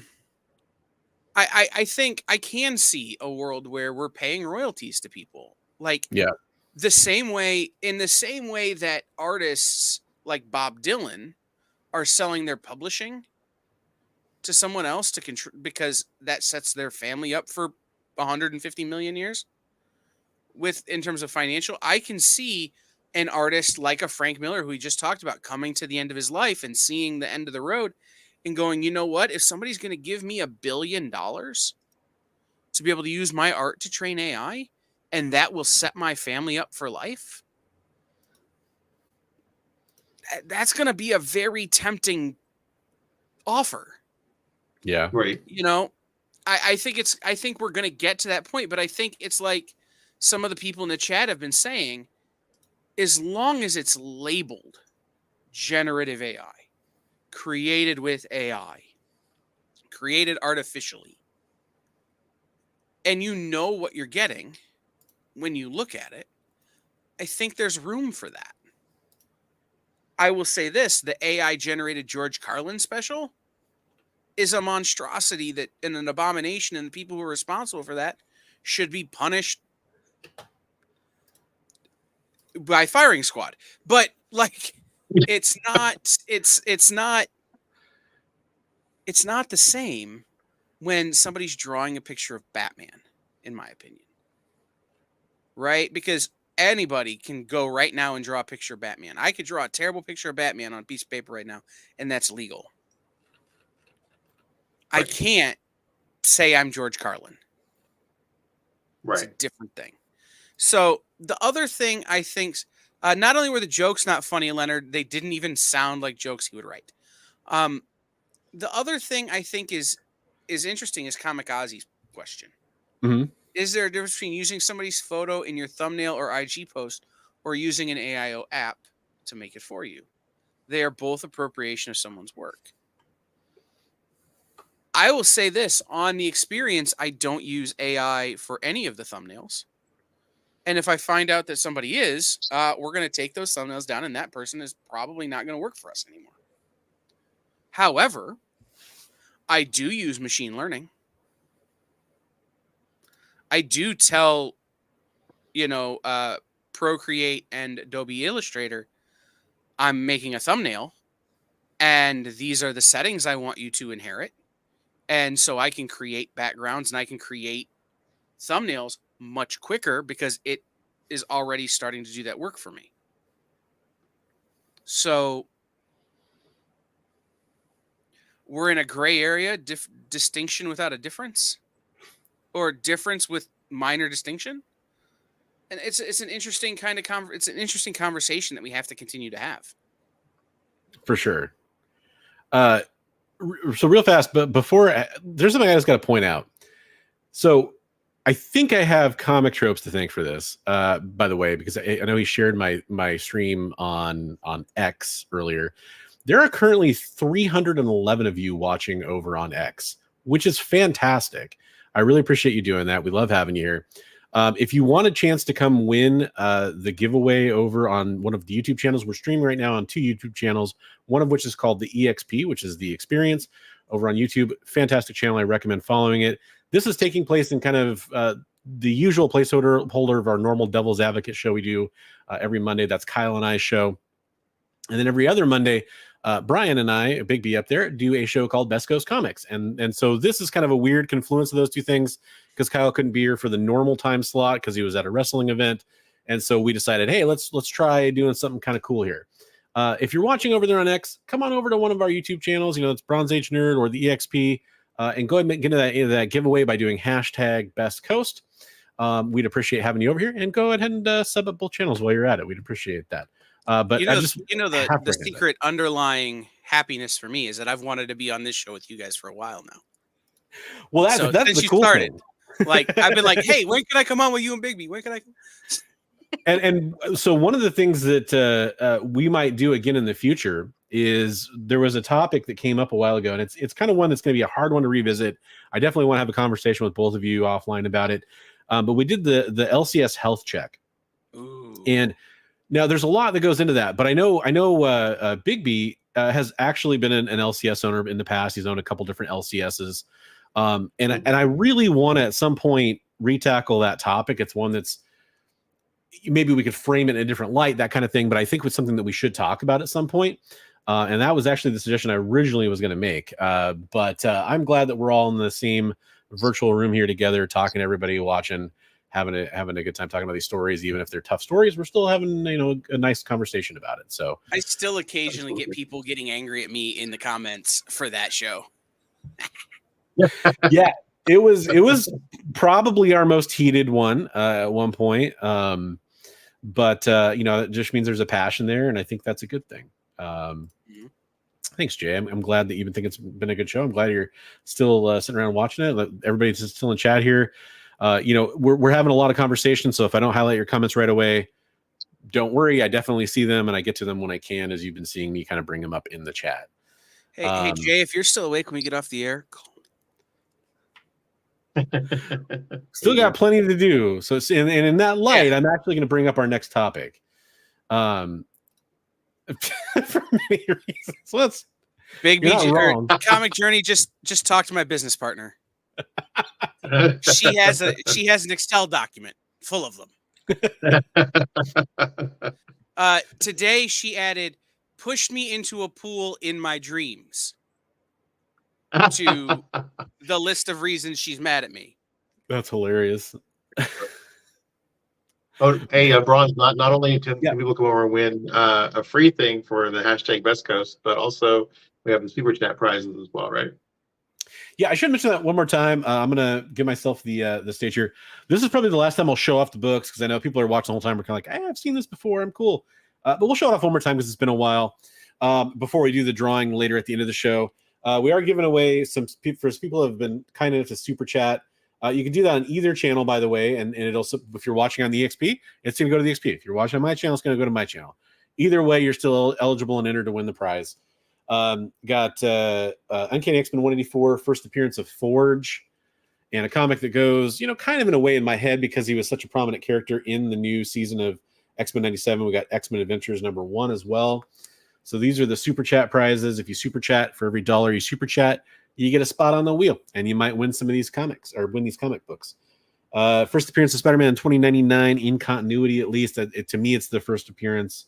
It's the one that I collect as the first appearance of Spider-Man 2099. Ravage 2099. And also this fantastic, just gorgeous magic. Who's the artist on that? So I wanted to say it was Peach Momoko, but it's not. It's Nico. I don't know if that's a first name or a last name, but what's the book? X of Swords, what? It's Ten of Swords, Destruction, which was the final chapter. It was like the epilogue. So Part 22 of 22. Yeah, it's the final chapter of I think it's supposed to be called Ten of Swords, but I don't know. They're weird about that stuff. I always call it X. I don't know. I know everyone does. Well, everyone calls it House of X, Powers of X, but really it was House of X, Powers of 10. It's weird. I don't know. Listen, Jonathan if you're going to mix Hickman, in Roman numerals and numbers, you deserve to get made fun of, Hickman. Exactly. And then we got that foil facsimile of ASM 300. So yeah, you're basically going to win, a stack of cool Marvel books. We've already got a lot of people in the entry for that, but you could add your super chats in there if you want to. And then I'll just quickly tease this because I've mentioned it, but I haven't really shown what's going to be the free prizes. What we're going to do is Bigby and I finally decided what we're going to do for this. So we've been talking about it for a while. We have 3 prize packages you can choose from. If you're not here at the end of the show, that's totally fine. We'll just pick one for you or let chat decide for you. But the other 2 prize packages are going to move forward to our next show. We got a DC pack. These trades came from Bigby. You got a Batman Grendel trade there by Matt Wagner. Cool trade. Beautiful book. Love that book. Great reading. Nightwing Huntress. So again, these are the free giveaways. And then I threw in this DC Nakayama Action Comics. Is that 1061 cover? So a negative space cover, isn't it? Yeah, a little bit. It's kind of like he does that. They're not really fully negative space because he still does the outline. But it's very much inspired by that series, I think. Yeah. So I will, because I wasn't here for that part of the conversation, I will throw in and I will send out separately to both winners a copy of Atlantis Wasn't Built for Tourists #1. That was my store exclusive CBSN variant signed by Eric Palicki. Nice. He only signed a very few in bronze. And so I feel like it's appropriate with being on with bronze. I will send those out to both winners. Nice. So there you go. We'll add that in. If you don't want the DC pack, you could choose the indie pack. The comic I threw in was Two Moons #1. That's the variant cover there. Yeah, it's a good story. And then we got The Authority, Kev, trade paperback from Bigby. He put that one in the pile there. And then also The Losers, Anti-Ep. So a little bit of a different there's a movie based off of that. Yeah, and it's actually kind of an interesting movie. I won't go so far as to say it's a great film, but it's an interesting movie. It was entertaining.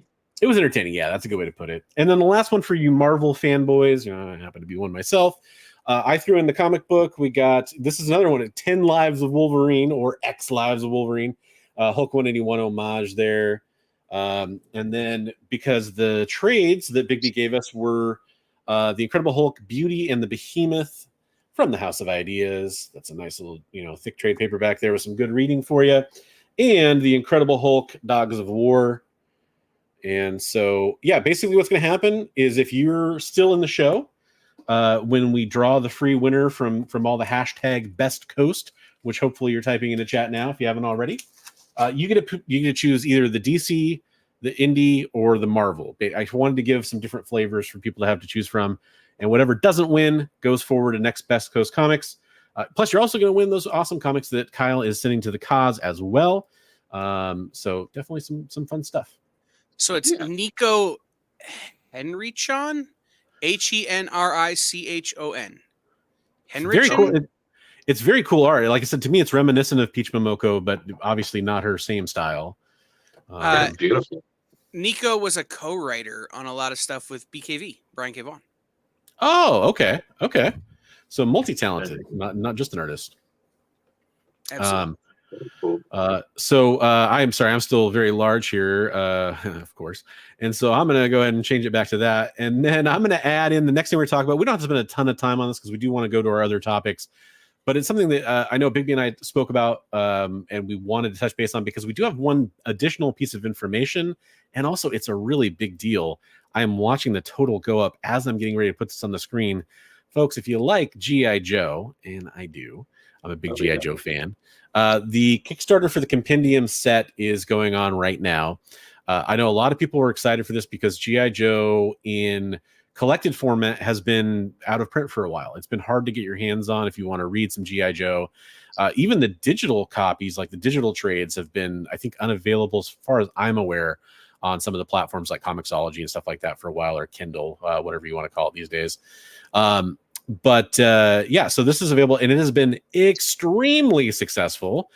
They've got over 5,000 backers. It is just going gangbusters over there. That's actually now at 5,556. I just watched the total roll up right before I put this up here. The cool thing to me is that I wanted to mention that they just added this Larry Hama cut of G.I. Joe yearbook, which is never going to see print again, according to them. Wow. And it's kind of similar to what they did to that re-release of G.I. Joe #1, where they added in some dialogue that was cut from the editors that Hama wanted to be included in the book. As far as I understand it, it's basically like kind of like a director's cut, essentially. But yeah, this thing's cool. I know a lot of people are excited about it. The biggest thing I wanted to talk about is we got some information early on when we first talked about this, and I was under the impression that it was going to be on newsprint, which was a very strange choice to me, and something that I wanted to make sure. I went to the Skybound Discord, and I asked in there, like, hey, I heard this early on. I'm just curious. Can we get any clarification on it? One of the power users over there, shout out to Calvi, said that it's going to be on premium stock, 80 GSM ivory uncoated WF pure paper, which apparently was included in some FAQ documents. So that's the main thing I really wanted to make sure we did, is clear up, anybody who heard that from us. Newsprint would have been interesting. I personally would not have liked it in this format, but newsprint would have made it a lot lighter. Yeah. Yeah, it's true. It'd have been more shippable. It would have been more shippable. And I know that there's certainly a nostalgia to handling newsprint. But at the same time, for example, G.I. Joe 1, one of my favorite things about it is it's on that Baxter paper, which is like that first time I remember encountering that really nice, high quality, glossy paper. Back, which it's more common now to get kind of that kind of premium stock. But back then that was a real treat. So what's the cheapest backing for a physical copy? What's cheapest backing for a physical? That's a good question. I think it's like 100. Oh man, that's so gorgeous. Compendium. So yeah, that's the one thing I want to do before we get to that rabbit hole. There was some confusion about this too, even though it's clearly on the campaign, not from our show, but I've seen confusion that's around there about what issues are included in where and what the breakdown is going to be of what each compendium includes. The first one is just 1 through 50 of the Real American Hero, straight, like that's what you get. The second compendium is where you start to get some of the additional materials from different spin-off series included. So you get Real American Hero 51 through 78. You get the G.I. Joe yearbooks and special missions. 3, you get some of the Real American Hero issues and some of the rest of the Special Mission series, basically. And 4 is where you finish out the series. You get G.I. Joe and the Transformers, Order of Battle, and the G.I. Joe Special #1. G.I. Joe Special #1, that's the one with the Todd McFarlane story, right? Homage. That was never actually. Yeah, it's got a homage cover. It's got an homage cover, but it's actually Todd McFarlane's art that was kicked out of issue 62, I think. I can't remember. But Marcus says $300 a set. That sounds right. Let me scroll down here to the rewards. Oh yeah, there's all these like cards you get for being part of the Kickstarter. I'm not necessarily trying to like advertise the Kickstarter. I think it's really cool as a G.I. Joe fan. But I definitely wanted to like just kind of, say it's cool to see. I mean, this was backed in like seconds. They had all those book plates and stuff that came out with Larry Hama SIGs on them and stuff. Those went immediately. There's all these cool things, but here the one that is, so if you choose either the Snake Eyes or the Cobra Commander set, that's kind of cool. They're doing that. You can choose your lasers, red or blue. That's where you get all the different collected books in each set. So as a physical reward. So there you go. Just like Marcus was saying. I gotta say, your book #2 is like one of my favorite G.I. Joe books ever. Oh yeah, it's got that's cool. Beautiful Michael Golden artwork in it. It's just amazing. Nice. And then I guess the October Guard. Oh, go ahead. The October Guard story, they're just amazing. Oh yeah. And the October Guard are such a fan favorite. So I do want to point this out. You can just get the first volume physically for $75, it looks like. Actually, that says digital. Okay, so maybe that's maybe the cheapest physical. So you get the digital PDF, which you get if you scroll up is like $15 or $30. There you go. $30. And then you get the digital plus you get volume 1 plus you get all the other stuff they have listed there under Duke. So the PDF, all the stretch goals, and 7,500 Skybound insider points, which I think I got about 1 million of them, and I can't figure out what to use them for. So take with that what you will. But I have real complicated feelings about this deal. Let's hear about them. Skybound doesn't need to kickstart this project. Okay, so this is about the use of Kickstarter. I am good with it because of the things they're offering that are not going to be available direct to retail. The Larry Hama book plates, the cards, some of the other stuff, right? There's no way they can make that available direct to retail. I'm good with that. So I'm good with the Kickstarter because of that. But I have very complicated feelings like, one, where the hell was this 5 years ago? Right? It's not like this is new material. Right. Well, to be fair, Skybound just got the license. Skybound, but it's not. Yeah. Where was IDW? Where was Marvel? Sure. With this. Yeah. And that's fair. Again, I don't know because I'm not actively doing that what their direct to retail offerings are. If they're taking this $2 million out of retail pockets directly, even if it is because they're offering this other stuff, that is something that when I see Robert Kirkman, I will confront him about because it's, pardon my French, it's bullshit. But do they have a retailer sponsorship here where a retailer can sponsor and get a discounted rate and sell it to their customers? If they're offering stuff like that, then that's great. It makes it a little more palatable, right? But again, I don't feel like this is something that should have been crowdfunded in this way. I just don't. I think it should have been released direct to comic shops. And if you wanted the Larry Hama stuff, if you wanted some of this other stuff to go with it, add that as a stretch goal and crowdfund a single issue of something. Right? Do a custom cover of, Snake Eyes #1 when you release that, right? Do something a little bit more to scale and leave this money in the pocket of retailers who are fighting right now. Right. That's why they're offering so much stuff that's direct that it's cool that, can't be direct. So I'm it's kosher, but it makes me a little nuts. So to address the comment, and I'm not saying this, I'm just adding this for context. There is the section on there for retail partners that says they are going to be doing soft cover editions for retail. This is something we couldn't do without our retail partners. So the soft cover versions of the compendiums will be available at retail. If you'd like to purchase these Kickstarter exclusive hardcovers for your store, please email us. So they do have some options available apparently for retailers. Yeah, and so that makes it again more palatable, but it's still what market is going to be left. Yeah. Right. If the G.I. Joe stands are out there getting this, they're not also going to come into my retail store and buy soft covers. Well, they're not.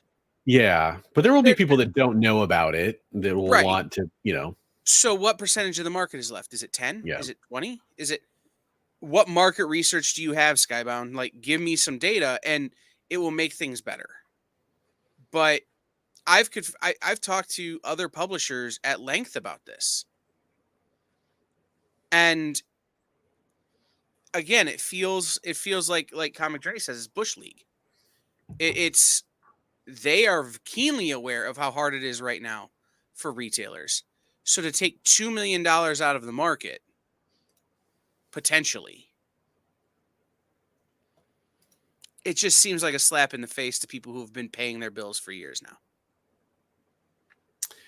Yeah, this is, by the way, like, not to get too far afield here, but this is a issue outside of comic books too. I just backed a Kickstarter from a major corporation that is in the tech sector. That there's definitely no need for them to have been on Kickstarter. They could have, they have traditional release chains. They're huge on Amazon, for example. So they wouldn't have any problem if they release a product getting their product into the hands of retailers, right? So it does kind of beg that question of when is it okay? What should be the use of Kickstarter? I'm maybe kind of weird in the fact, though, like, for example, I backed that campaign, even though I have full faith that product's going to be available at retail, partially because I wanted to get it as soon as possible because it met my current tech needs that I had, whatever. That's just a personal thing. I don't really mind it. I don't know. I know that there is kind of this idea that Kickstarter should be maybe for startups or for people.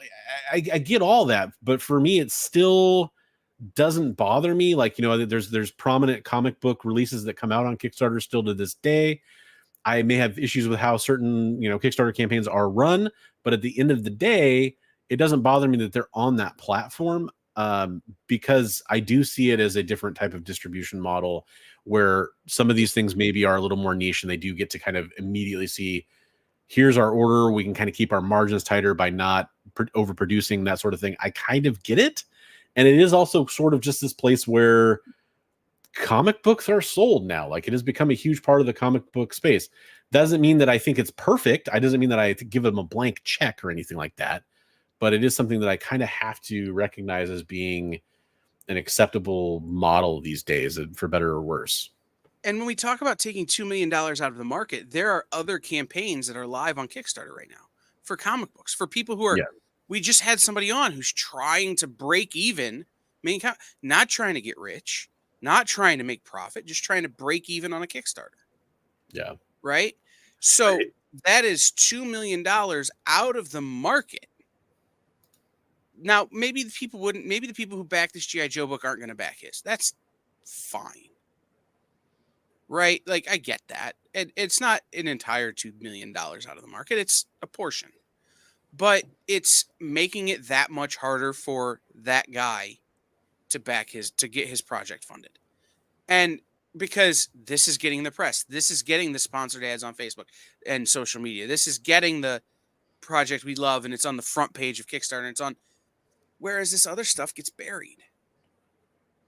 And it makes it harder. So, and at the same time, in the tech sector, Amazon's not out there going to mom and pop stores going, oh, we're partners, we're friends, we want to help you. And then at the same time, or this tech company is not going to mom and pop electronic shops, find me one of those, and saying, oh, we want to help you grow your business. We're going to put out stuff your people are going to want, and then going to Kickstarter and selling their big project. Yeah. I mean, you've got companies like Wizards of the Coast is doing the same kind of thing where they're taking super valuable Magic the Gathering cards and reprinting them in foil with exclusive art by beautiful new artists that you can only buy in a pack of like 5 to 10 cards for $200 directly from Hasbro. And so that's just taking money right out of the hands of the people who are selling those vintage cards that are their partners, right? I mean, if we want to get into Magic the Gathering, we could talk about them releasing cards that are already illegal in this new set. Like they were errata in cards before they hit the market. Yeah. That's a money grab. Like, let's just be clear. WotC and Hasbro are screwing up that fandom too. Right. So, Kyle, I think I have a future devil's advocates idea. Real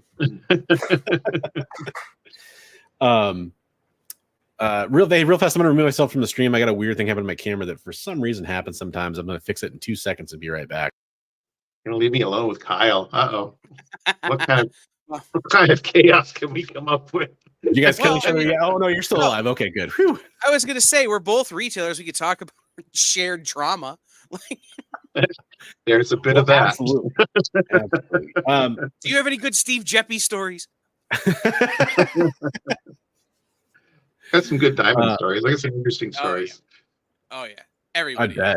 I bet. You know, and that's actually, speaking of future devil's advocates ideas, there's a future Best Coast Comics idea. We definitely need to explore some of the retail history and stuff that's going on in there, and you know, tales from the comic shop.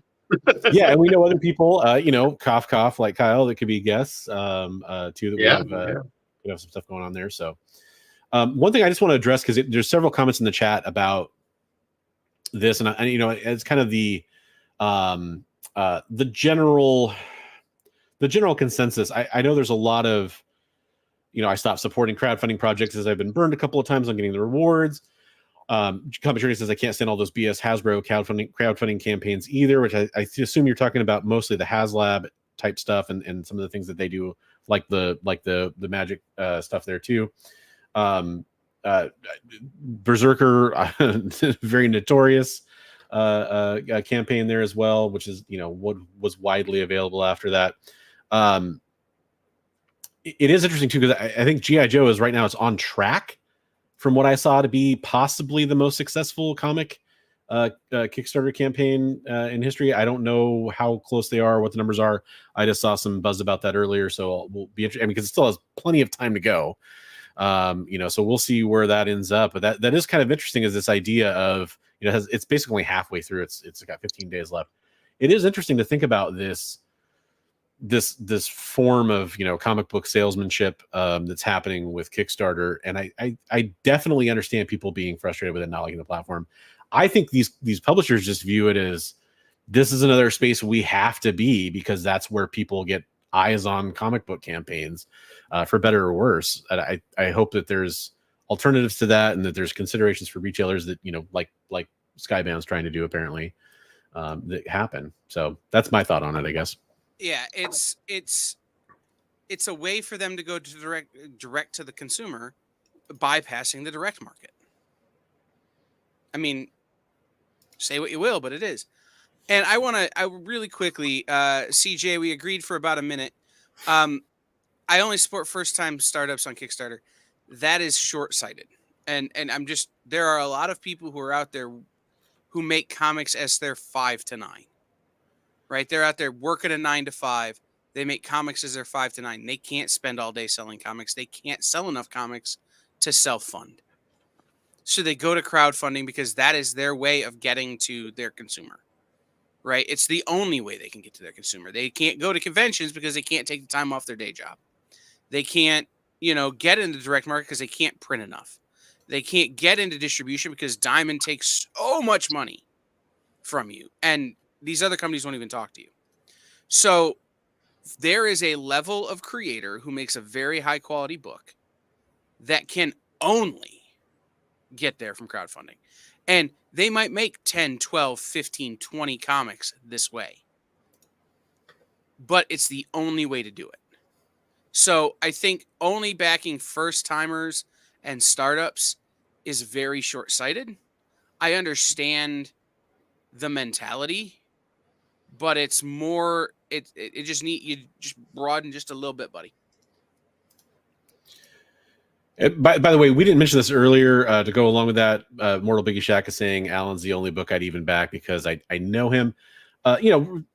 Just throwing that out there. That's part of the reason. In case you didn't know, I know Alan is friends with Bigby, and a lot of people in the community, on our side are very familiar with him. So that was a big part of why we had him on earlier and talked about that specific campaign.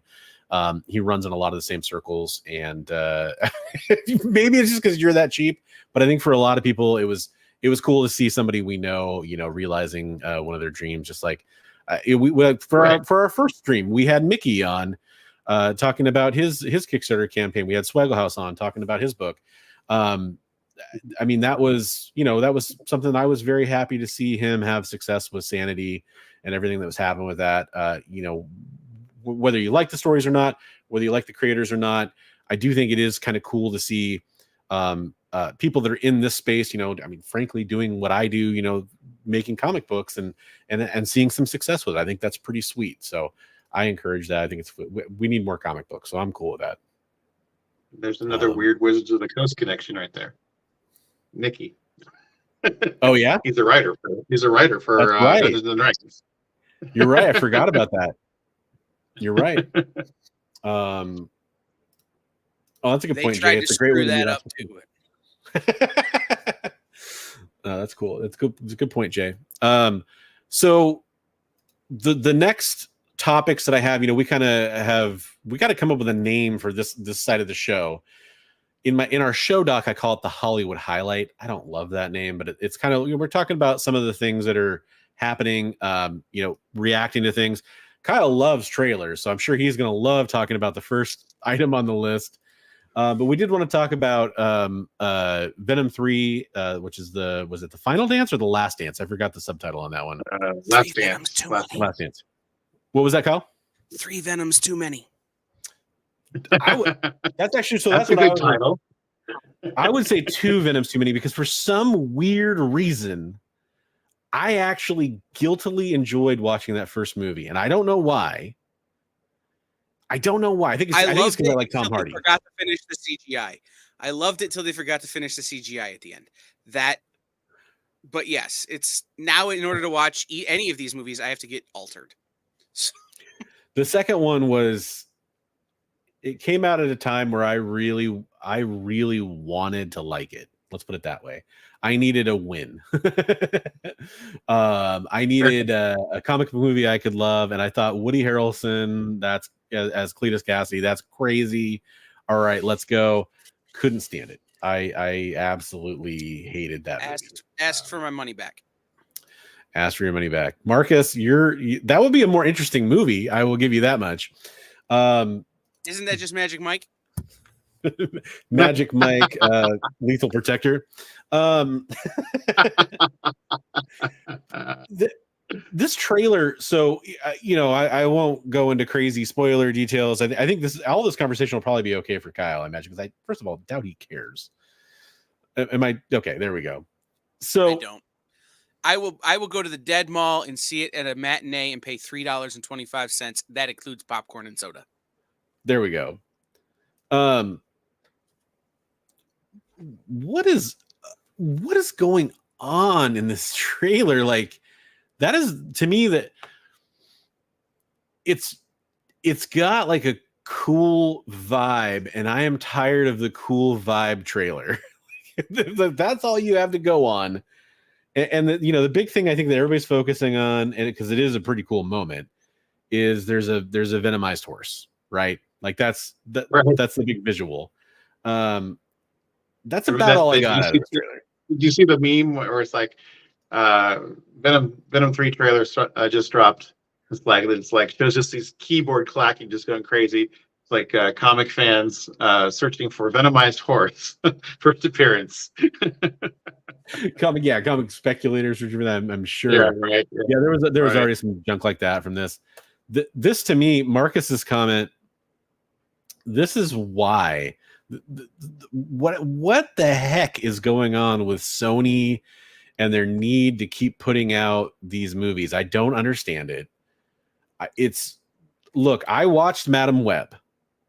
I did it so you don't have to. I will say that it wasn't as offensive as I expected it to be, but it was still, there's no need for that movie to have been made. It wasn't good. You know, it definitely wasn't good. I'm somebody who I enjoy watching bad superhero movies. I enjoy it. So on that level, I liked it. On the level of, is this a good movie that should have been made? No, it definitely shouldn't have been made. There's some interesting deep dives I've seen on YouTube of some theories of what happened to that movie. And there's some theories about that there may have been a different villain. There may have been a different story that had to be changed last minute. If you look at some of the ADR or additional dialogue recording that was clearly dubbed into the movie, they show some really good examples where characters are saying stuff, but their lips aren't moving, that kind of stuff, or their lips are moving and they're not saying something. There's some hints in that there was definitely some strange stuff going on in Madam Web. But Madam Web was generally hated, right? Craven looks absolutely just clown shoes to me.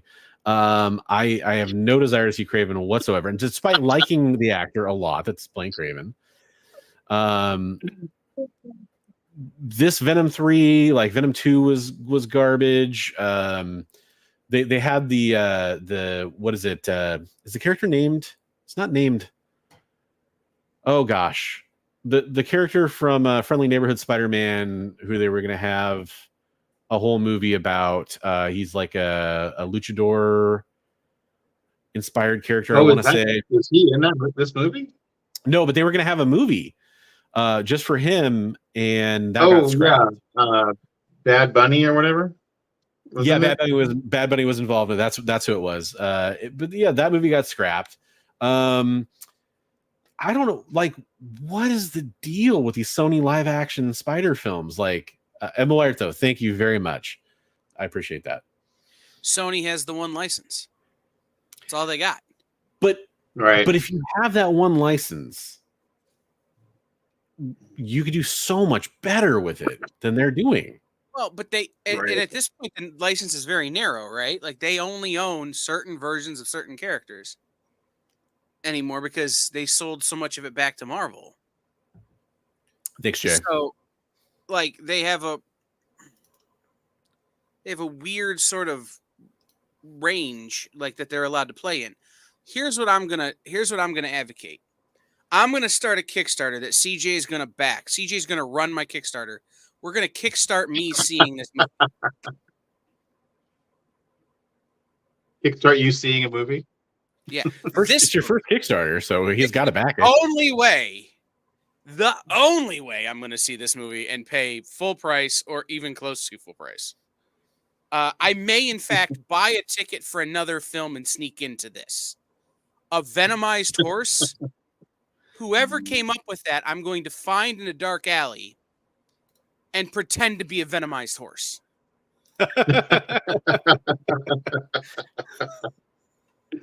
Yeah. I mean, it's the My Little Pony crossover that we all knew we wanted with Venom, and it's finally happening. The bronies are going to be there. The bronies are going to be coming out in force. Well, that's the thing, is they've proven that and those are just amazing, feats of animation in addition to being awesome movies. They've proven they can do cool stuff. Now there might be different deals worked out for those characters, obviously, that kind of thing, but it is one of those things where it's like, even if you just have the characters that they've made movies on so far, like, I can make better movies, and I know that that's probably not actually true. I know there's a lot that goes into movies. I don't want to pretend like I'm better, but I feel like I can make a good, like, Julia Carpenter Spider-Woman movie that people would have enjoyed watching more than Madam Web. You know, and even if I'm wrong, having that feeling shouldn't happen with giant blockbuster comic book movies, at least ones that are budgeted that way. So it's just a weird thing to me, man. It's one of those things that I can't get over, is just how strange this movie looks. And Tom Hardy, who is this fantastic actor, is just doing these, like, I really enjoy Tom Hardy. I think he's done some great work. But just doing these crazy lines in these Venom movies, like, it's just amazing to me. I can't get over it. I'll give you Tom Hardy in non-comic book movies. Yeah. Okay, fair enough. He's never been good in a comic book movie. Hopefully hopefully that's true, Jay. You know, but I mean, like, he's one of these, like, serious dramatic actors, one of the best of our times. And you know, I mean, there's just oh, wait, what? This movie can go right to hell. Yeah, I know you're probably gonna have a very unique take on this that I'm gonna love to hear in a second. But the segue here is that you know, going from one Spider live action topic to another here. Real quick, we got Nicolas Cage. CJ, yep. I will personally ensure that this happens. Whatever I got to do, I will personally ensure that this happens. Trauma forever. I mean, I'm super curious to see the new Toxic movie, but and I'm not super curious to see Venom 3. So there you go. But yeah, so we have Nicolas Cage, who obviously voiced Spider-Man Noir in the Spider-Verse animated films, is now going to play the character in a live action series. And this article comes to us thanks from Variety. The series has been ordered at MGM Plus and Amazon Prime Video. It's going to debut domestically. It's reported it was in development as early as 2023. I mean, there's not really much else to say here. I mean, the headline is the article in this case. However, I have a feeling Kyle has something to add. Do you want to add something to this, Kyle? Pay Fabrice Sapolsky and his co-creator or jump off a bridge. Period. Now, do you want to explain that to our viewers who don't know the situation? Marvel and everyone who's worked with Spider-Man Noir since really the second series have refused to give credit to Fabrice and his co-creator, who did create the character. And to the detriment of both of their careers, really. Fabrice is doing an indie thing, which is great, and he's kicking ass. But they weren't even mentioned at the end of Spider-Verse. They invited him to the movie. And didn't give him credit. So either cut the man a big ass check or get out. Period. Yeah, this is a topic that, you know, it comes up a lot, and I'm speaking specifically about the broader topic of creators not being paid or recognized for their work in the creation of these characters. And it is insane to me. It's something that we've talked about a lot. You know, I don't want to beat a dead horse too much, but I don't know. I'm all for, you know, the at the very least, throw him in the credits. You know, that's why his name wasn't even in the paragraph of creators that were thanked at the end of the movie. Yeah. Really? I've seen guys do 2 pages. I've seen guys' names who've done 2 pages at the end in an Avengers book get credited in an Avengers movie, but we can't credit the guy who co-created the character. No. And so to that point, Fabrice, I don't know if it's still running, has a Kickstarter running right now called Intertwined, The Creator's Revenge, that looks suspiciously like Spider-Man Noir and is basically a takedown of the whole thing. That's cool. I like that. So, yeah, originally, obviously, when I planned that on the show notes, I didn't realize you'd be on the show at this point. But that is an interesting, you know, I know you have a connection there, and that is, I'm glad you added that context to the situation, because absolutely, yeah. And just so you guys know, Fabrice is super French, so he is holding a grudge. As he should. Super French. Super French. I it's like a new character. Super French. Oh man. It's just Pepe Le Pew with a cape. Don't give people ideas. So I'm going to talk about this, and I'm putting up basically the first thing that comes into Google when I typed in the name I'm about to talk about and the project I'm about to talk about, because I've been seeing a lot of these MCU Marvel leaker people talk about this, and I actually really want to talk about the phenomenon more than I want to talk about this news story. But what is the news story? It is that Jordan Peele met with Marvel Studios. This is, I'll give them some credit. This is from onetakenews.com. But again, there are a lot of these leaker type people talking about this. And so the idea is that he went in to discuss the new X-Men movie, whatever the heck that means. Discuss. I don't know if that means he'd be attached to it, if he was, consulting, but really, even this article, and I'll give them some credit, it says that we have not been able to 100% confirm this. But it does seem like where there's a lot of chafe going on is it sounds like Jordan Peele may have met with Marvel Studios. But the thing is, I don't think it was necessarily about X-Men. It could have been, but I don't think it was necessarily true. But here's what I want to talk about with this. We can definitely get into it later if you want to talk about should Jordan Peele be attached to doing something with X-Men. I think it'd be freaking cool. Cooler than some of the other names I've heard attached, but I don't think it's necessarily the best match. But here's what I'll say. I just want this out there. I am sick and tired of clickbait, so-and-so's attached to play so-and-such character, all this stuff, and people falling for it. People... here's what it really irks me is a lot of people contact me with news. They send me articles. They send me, things that are going on out there. Hey, Bronze, did you see this? Hey, did you see this? Hey, what's going on with this? Yes, CJ, it is the Get Out guy. He's from Key and Peele. He's a fantastic director. Probably, one of my favorite up and coming, directors that's probably in his prime right now, along with Denis Villeneuve, and he's amazing. He's amazing. Marvel would be lucky to have him if he was willing to work with him. I've been watching his Twilight Zone on Amazon on Prime. It's pretty good. Yeah, absolutely. He's amazing. He's amazing. He's done a lot of good stuff.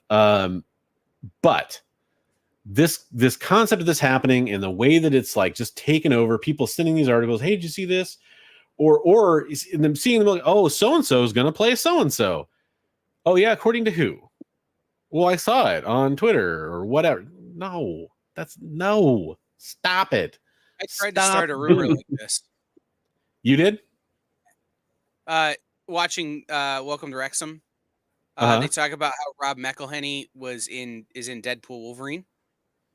Rob McElhenney, co-chairman of Wrexham, Always Sunny in Philadelphia, Mythic Quest, for those of you who might not know.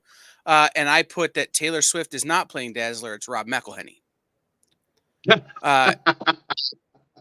Right. Love it.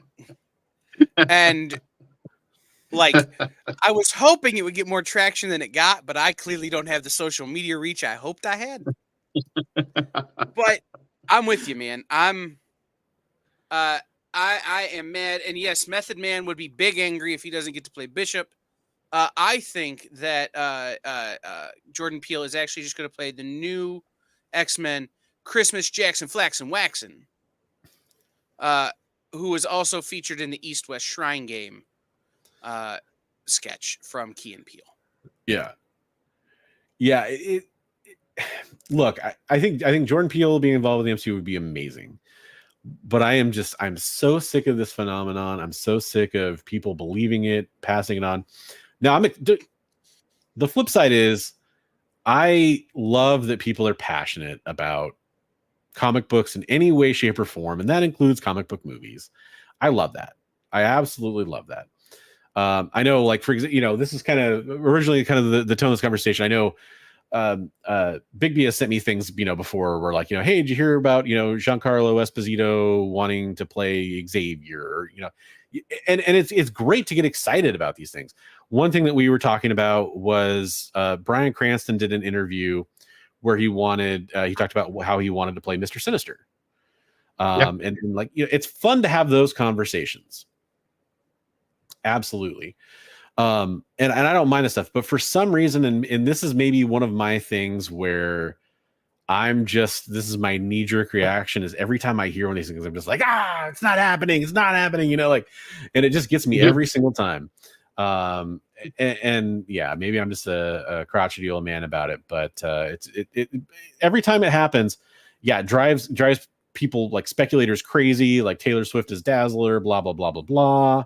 It just kind of creates this whole weird thing that happens. And I don't like it. I don't like it. That's all I really have to say. I screamed on your porch the other day, yelling at the clouds, and then you told me to get off your lawn. Yeah. I was yelling at one single cloud that hadn't moved for 4 days. That is no preference. So you guys can't tell me that this is not an X-Men. I mean, Captain Gridiron, maybe. It's triple parakeet shoes. That's his non-mutant name, right? Government name, right? Yeah. No, here's the deal. I would love to see Jordan Peele take a pass at some of the Marvel horror stuff, right? You want to do a Man-Wolf story, or something like that that's got some of that horror fudge. NFL Super, right? Yeah, now that'd be funny. Sweet. I'd be in for that. I'd spend so much money on that. But no, hell yeah, do it. Yeah, I would love to see him take a crack at some of the, some of that weird Marvel horror stuff, right? Yeah. Like, that's not super serious horror. That's got a little bit of comedy to it, but still kind of spooky. I'd love to see him make a crack. I'd love to see him play a character in X-Men. I think he would crush as Bishop or somebody like that. I don't see him as Bishop, but I think he's got the range to pull it off. He probably could. He needs to bring his crew with him. So, like, Chelsea Peretti needs to find a role in the X-Men because that's who he's married to, and like Jordan Peele has got to find a role as somebody. Like, got to bring the crew with him if you're going to do an X-Men movie. It's the only way it's going to be acceptable. Jordan Peele in Keegan-Michael Key. Yeah. Keegan-Michael Key's got to be in it too. Like, you got to bring the whole team. Otherwise it's just fantasy casting. You're not actually doing anything. So, yeah. But yeah, let's stop speculating on who's going to play who until stuff gets cast. Right? And then once they say this person's going to be in it, but they don't tell you who they're going to play, let's speculate about who they can play because we know the actors. We did a post on The Experience, and I didn't approve it, but whatever, about how Michael Rooker canceled a comic appearance because he's shooting something, and the speculation is that he's shooting the Superman movie with James Gunn. Yeah, I've seen that. Michael Rooker has done other crap, guys. Like, maybe he's doing a Walking Dead thing. Maybe he's doing a could be anything thing. Well, here's the deal. The last couple comments are one of all. He could be great as Dupe. Yeah. The fan casting is, by the way, totally fine. I love fan casting. I think that's cool. There's nothing wrong with that. I don't want to poop on that at all. It's not fan casting. It's my favorite leaker said, and I told Bigby something about this too. There was a video I was going to do at one point, and I still probably will at some point.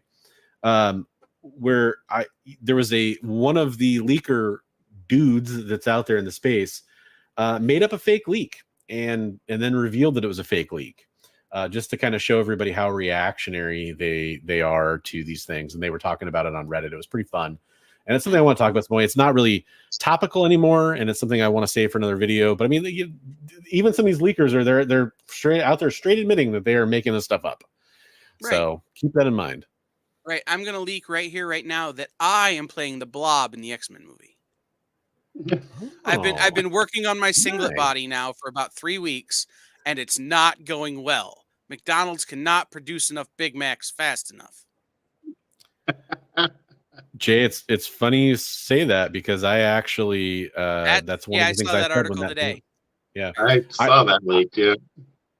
Well, but I mean, like when that happened, I made a meme about it, and I said, "Oh, actually, it's Lady Deadpool, not it's like literally that whole game she went to, that Kansas City game that kind of sparked all this, the first one, not the 15,000th one."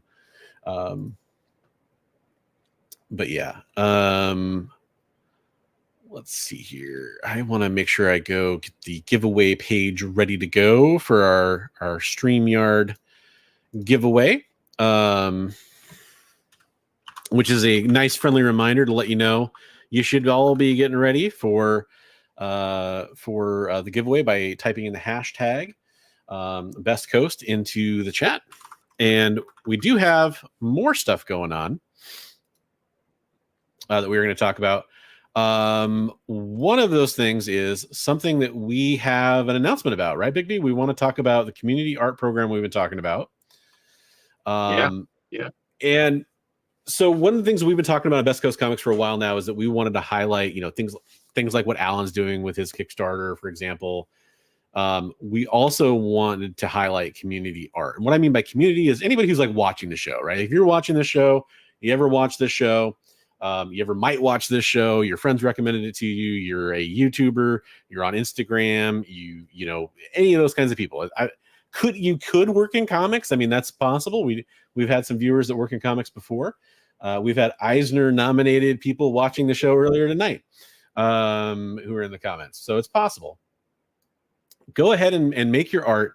What we'd like you to do is we'd like you to tag Bigby McFly, the comic book guy, or DM him and send him your submission over on Instagram if that's where you post it. Or if you know, like me, from Facebook or X or my Discord server, which by the way, Bigby's on now, so you can hit him up there too as well. You want to post to my Discord server. If you've put that artwork out there, get it to us one of those kinds of ways, and we'll feature it on the show. We want to make sure we give, kind of these artists that are working on their stuff and really kind of showing what they can do, a chance to shine. And if you do that at the end of the year, if we choose your artwork as the winning submission we received that whole year, and we haven't figured out exactly how we're going to do this. We might do a community poll and have some finalists get up nominated for who can win and have some votes cast on it. We might just decide ourselves that part. We got some time to figure that out. But what we're going to do for you is, if you're the winning submission at the end of the year, Bigby is going to do a sketch for you. I'm going to do a sketch for you, and Comics Limited, aka Travis, our other friend that does YouTube stuff and art as well, is going to do a sketch for you. Who knows? We might even get other people involved in this down the road. But we will all send you a sketch, and there you go. So that's the contest. I think it's gonna be fun. Yeah, it should be. Let them pick. Are we gonna let them pick what they want us to draw for them? I think, for like a character or something, for sure, right? Yeah. I'm gonna answer some questions. What if you tag me, Comic Journey? I don't even know what you would tag me on. So you can tag me all you want, but I probably won't see it. And Shattered Glass is not a Todd McFarlane competition, so no. Yes, we're not using Todd McFarlane rules. We are professionals. So I'm just kidding. That was a great one. That's right. I'm throwing shade. Oh yeah, I made a whole video about it. I definitely think that was a weird thing that happened in comics. Almost certainly an oversight, but a very bad oversight in my opinion, and also never commented on or corrected. So that makes it even worse. Did they actually print the book? No, the book hasn't been printed, but there was never any kind of like comment about it. Well, and my understanding is that person had made it to the next round, but that art may never actually be published. Like, it still had to go through another round of. I think that's true. Contesting. Oh, okay. I thought that he had won the rights to having his art published. So.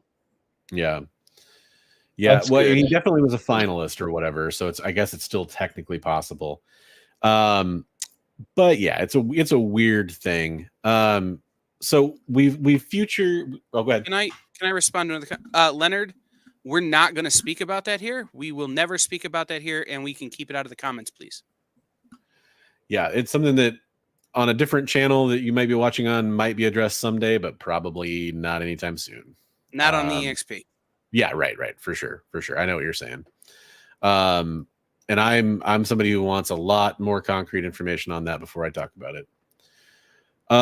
So about the community art, which is supposed to be a positive and fun thing, I'm going to share some community art with you guys right now. Let's see here. So this is Roscoe's piece, right, Bigby? Waiting for it to load up my screen. I'm sorry. Oh, yes, that is Beef Squatch, homaging the Professor Hulk cover from when he didn't get the green in there yet. He was going to put some green in there behind it, but nice. So Beef Squatch from Bob's Burgers. Very cool. Yeah, Roscoe's artwork is I've always loved the humor he brings into his artwork. He does a really good job with that. His art is amazing. I don't think yeah, these might jump around a little bit because I think it just, it's by file name. Is this Ryan's? That is, yes, Ryan, Colossus Collector. Okay. Obviously doing a very fitting Colossus piece there. And then this one's also Colossus Collector too, right? That's his Hulk piece. Yes. Okay. And then I think this last one is his last submission there, his Human Torch there. That's really cool. Yes. Yeah, you did a really good job on that one. And I believe, okay, this one is the other Roscoe piece that we had to show. Speaking of Venom, and it was Donald Duck's birthday too. I think he just turned 90, right? So that's cool. I like that a lot. And then I actually took out one. I don't know who this. You sent me this artwork. I don't know who all it was. There's one I'm not going to show because we're also on the XP. The tatas. Yeah, it was still covered, but it was barely covered. Let's put it that way. But I did leave in the other two pieces because they are not offensive in any way that I can really determine. Who is the artist on this? Ben Taz. He has an Instagram page. He's the artist. He has done his own self-published graphic novel, and he sent us some art. We've got other art to show of his for future episodes, but yeah, he sent us a couple pieces. Right on. And then this is the other one that I was going to show too, which is pretty cool too. Yeah, that's Ben as well. That's awesome. Yeah, I really I like this. Oh, go ahead. Oh, just the Han and Greedo. The Greedo shot, or yeah. Greedo shot first. Han shot first. That whole argument. Yes, I know. No, Han always shot first. Oh boy, Star Wars fans. So many are triggered one way or the other, pun intended. So yeah, that's this week's batch of community art. And we have had featured other art in the past that'll be included in this as well, and we'll kind of do some recaps and gallery posts and stuff like that as the year goes on, where we can show everybody the artwork and kind of have it all in one place for people to vote or something. We'll do something along those lines. But I just am really happy to see this. Huge shout out to Bigby because he's been kind of spearheading collecting this artwork, and I really appreciate that. Really happy to see people start to send in some. We did a push with that reel on Instagram, and starting to get some good responses from that. So yeah, it's been awesome. So before I do giveaway drawings, any other news topics, things I totally forgot about that we were supposed to talk about, any of that kind of stuff? But before we do any giveaways, we also will plug some of the other shows coming up on the EXP. If you're watching over on the EXP, we talked about it at the beginning of the stream, but I want to make sure we do that again. Bigby, was there any other topics that you wanted to make sure we got to this week? That it's been kind of a long stream. I don't want to, dive into some of the other stuff. We touched base on most of the important ones, and we can push the other stuff to the next exciting episode of Best Coast comics. Cool. And just so everybody else knows what we're kind of talking about, we didn't have a chance to talk about X-Men 97 wrapping up, which we were kind of recapping as it went along. Maybe we'll do something kind of special or different for that at some other time or something like that too, because it was cool. We want to talk about it. But I mean, I know it's getting late for people on both coasts at this point, so I don't want to go on forever. Even though I do secretly want to go on forever, but I can't. Before we get to plugging any other shows on the XP, Kyle, you have any other topics that kind of come to mind or things you want to talk about? Well, the only thing that I am thinking about is the Eric Kripke thing that came out this week about The Boys and Boys season 4. Oh, actually, I'm not familiar with this. I heard there was some buzz, but I don't know the story. Can you brief us on it? There was some pushback online that certain segments of the Boys fandom are discovering Eric Kripke's hidden agenda, which is actually Garth Ennis's hidden agenda, which is actually, if you ever read The Boys, super clear. And Kripke basically said, if you don't like it, leave. Watch something else. I don't care. Yeah. And basically it's political. He is making a political statement with the way he's making the show. And Garth Ennis was making a political statement when he wrote the book.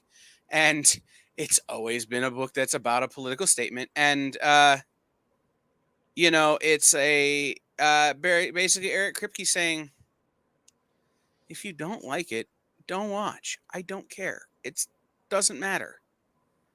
And I just think having that that mentality is super refreshing. Because I think so often we get too much content put into this realm that's trying to please everybody. And therefore not good. And while I have problems with some of the Boys' storytelling, and I have problems with some of Garth Ennis' storytelling. Garth has always been largely the same way. Howard Chaykin has always been largely the same way. They don't care. They're going to tell the stories they're going to tell. They're going to tell them the way they're going to tell them. And if you don't like it, you can go elsewhere. And I think that leads to a higher quality product. And so I just think, I'd be interested to hear what other people think about it. But I thought that it was really refreshing. And ironically, Eric Kripke also from Toledo, Ohio. So maybe it's bred into us to think that way, because I've always thought that way about stuff. So if you don't like what I'm doing, there are other people. Go watch. Go there. No, yeah, I think that, and I've been a fan of his. I was a big fan of Supernatural, big fan of his stuff for a long time, which, I mean, I think Supernatural is largely apolitical. It didn't really have, unless you're pro-demon, in which case it was very, very anti-demon. But it's one of those things where he's been a stellar showrunner and creator, and I think The Boys, it's one of those things where I always say I don't really talk about politics on this show, but it's like, unless it's part of the story, unless it's part of the what's going on with it, and if you read The Boys and don't think there's politics involved in that, or at least political feelings or leanings or satire or those kinds of, it's heavily baked into that. So that's kind of a crazy take to me that people would think that.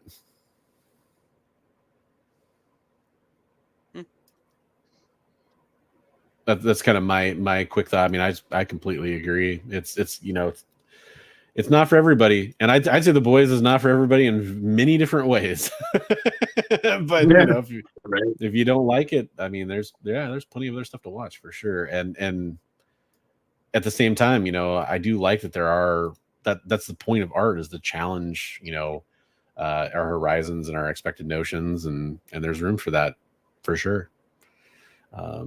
People just probably don't like it because it conflicts with their self view of themselves in reality. So that was the only other thing I just wanted to, I thought that was interesting. Yeah. It's a refreshing take. For sure. And especially there is kind of a world of, we have a lot of,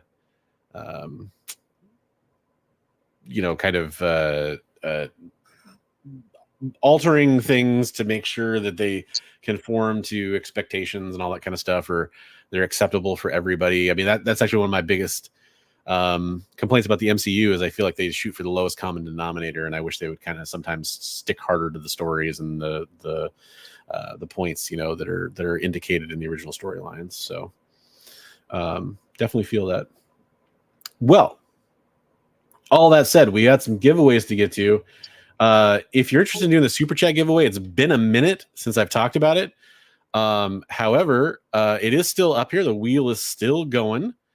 I am going to just show us. Oh, my camera's going to die, by the way. So just be in about 2 seconds. You're not going to see me anymore, which sucks. But hey, my even though I have it plugged in, it still doesn't charge as fast as it plays.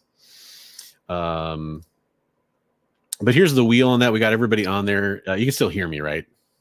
Yep. Okay, cool.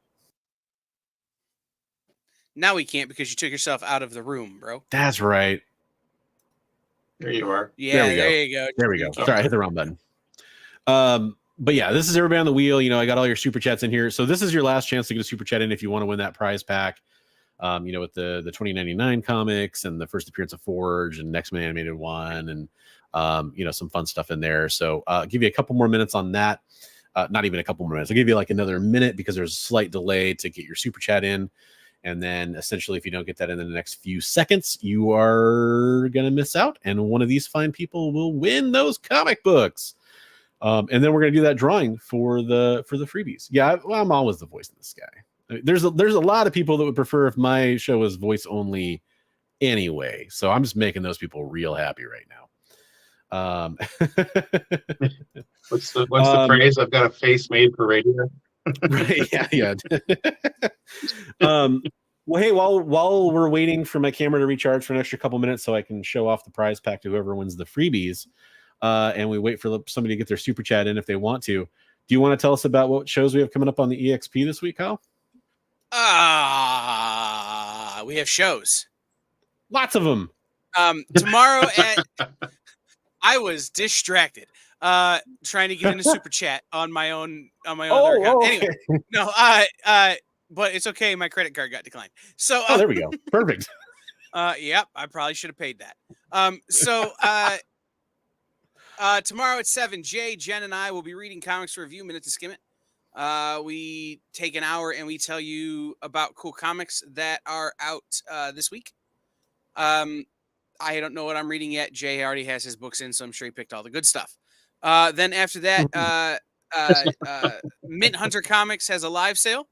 That will happen starting at 8 o'clock Eastern, and then at 10 o'clock Eastern, Kicking It with Henri will be on the EXP, 10 o'clock Eastern. Then we have shows all week. Next Monday at 5 o'clock Eastern, Brian Rodman, who is an independent creator, Rodman Comics, who does a book called Memoirs of an Angel, will be joining Henri Compen to talk about his Kickstarter. And Bronze and I will be doing a show at 10:30 Eastern, just on the experience, probably, unless something crazy happens, talking about some topic that we have yet to decide on. So it's actually just gonna be you, Kyle, because I got a wrestling thing I gotta go to. I'm just kidding. All right, that's fine. I can do a whole hour. I can do a whole hour. But we'll be back with that. And in between those two things is Comic Collectibles with Dynamic Forces. So nice. Check all that stuff out. Head over to theexplive.com for more information and to check out all of our merch and web store and all of that kind of mishigas. Yeah, absolutely awesome. I am biased because I'm on the EXP and I think you should definitely go watch it. But at the same time, there's a lot of other great content on the EXP too that I generally watch. Like I was watching, the stream earlier, saw Rock and Robbie on there. That was really cool, and got to see some great sketch covers. There's always cool stuff. You can check it out. And if, we talked about a lot of things that we talk about revolve around reading comic books, and the Minute to Skim It stuff that you guys do is fantastic. It's a really cool way to check out stories and kind of get a quick review without a huge in-depth, article you got to read or something like that. You just get a real quick feel for it. So. Yeah, and I gotta apologize. I just blanked on what all of our shows are because it's 2 a.m. here, and I've been up since 5 a.m. So like I'm approaching that 24-hour mark, and my brain is just going, feed me and go to bed. So that's fair. That's fair. Also, I've had to pee for about 40 minutes. So well, if you need to duck out to do that, I totally understand. Oh, we're good. I can get through the giveaways. All right. Well, it's in that vein. I am actually going to spin this wheel because we didn't have any other new super chats come through, and I don't think Kyle's busting out his emergency credit card to do it. I hope not. Anyway, I don't have an emergency credit card. That's the one that's maxed out. There we go. So. Well, there we go. So I'm going to go ahead and just shuffle this. Jay's what was that? Sometimes when I said good luck to everybody who entered. May the odds be ever in your favor. 100%. So I'm going to go ahead and shuffle this 3 times. One more after this. There we go. So there's the new order. You know, I got everybody in there. It's now a little bit more randomized on the wheel. And we're going to go ahead and click this to spin it to see who wins it. Good luck, everybody.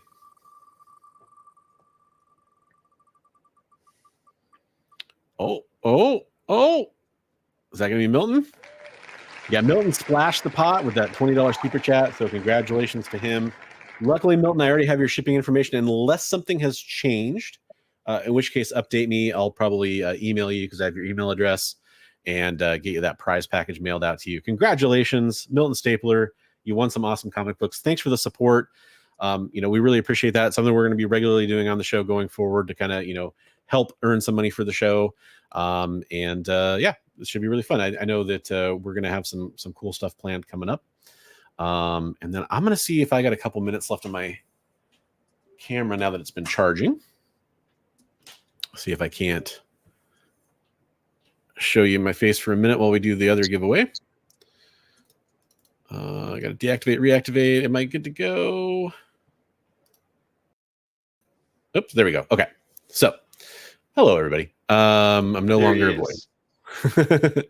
And I may have messed up this comment picker. If I did, I'm sorry. It is a free giveaway, but I do have 13 entries on this. I feel like there should have been more than that, so I probably screwed it up somehow. But here is probably had a lot more than that. I think I started it too late and didn't realize how it worked, and I will apologize forever about it, but I don't know of a way to fix that. No, that's probably close. The thing about the StreamYard giveaway tool is it does scrub the comments, but if people enter more than once, it only counts them once. Right. So it is IP based now. So okay. if multiple people are entering from the same IP address. Well, okay, we just got best. We just got to jump in again. Go ahead and hit it while we're talking. Yeah, absolutely. If you guys haven't, just like a couple of you, or at least one of you has, if you're still watching and you're worried you didn't get in, it doesn't hurt you to go ahead and type it in again. That's fine if you're worried about it not having captured your thing.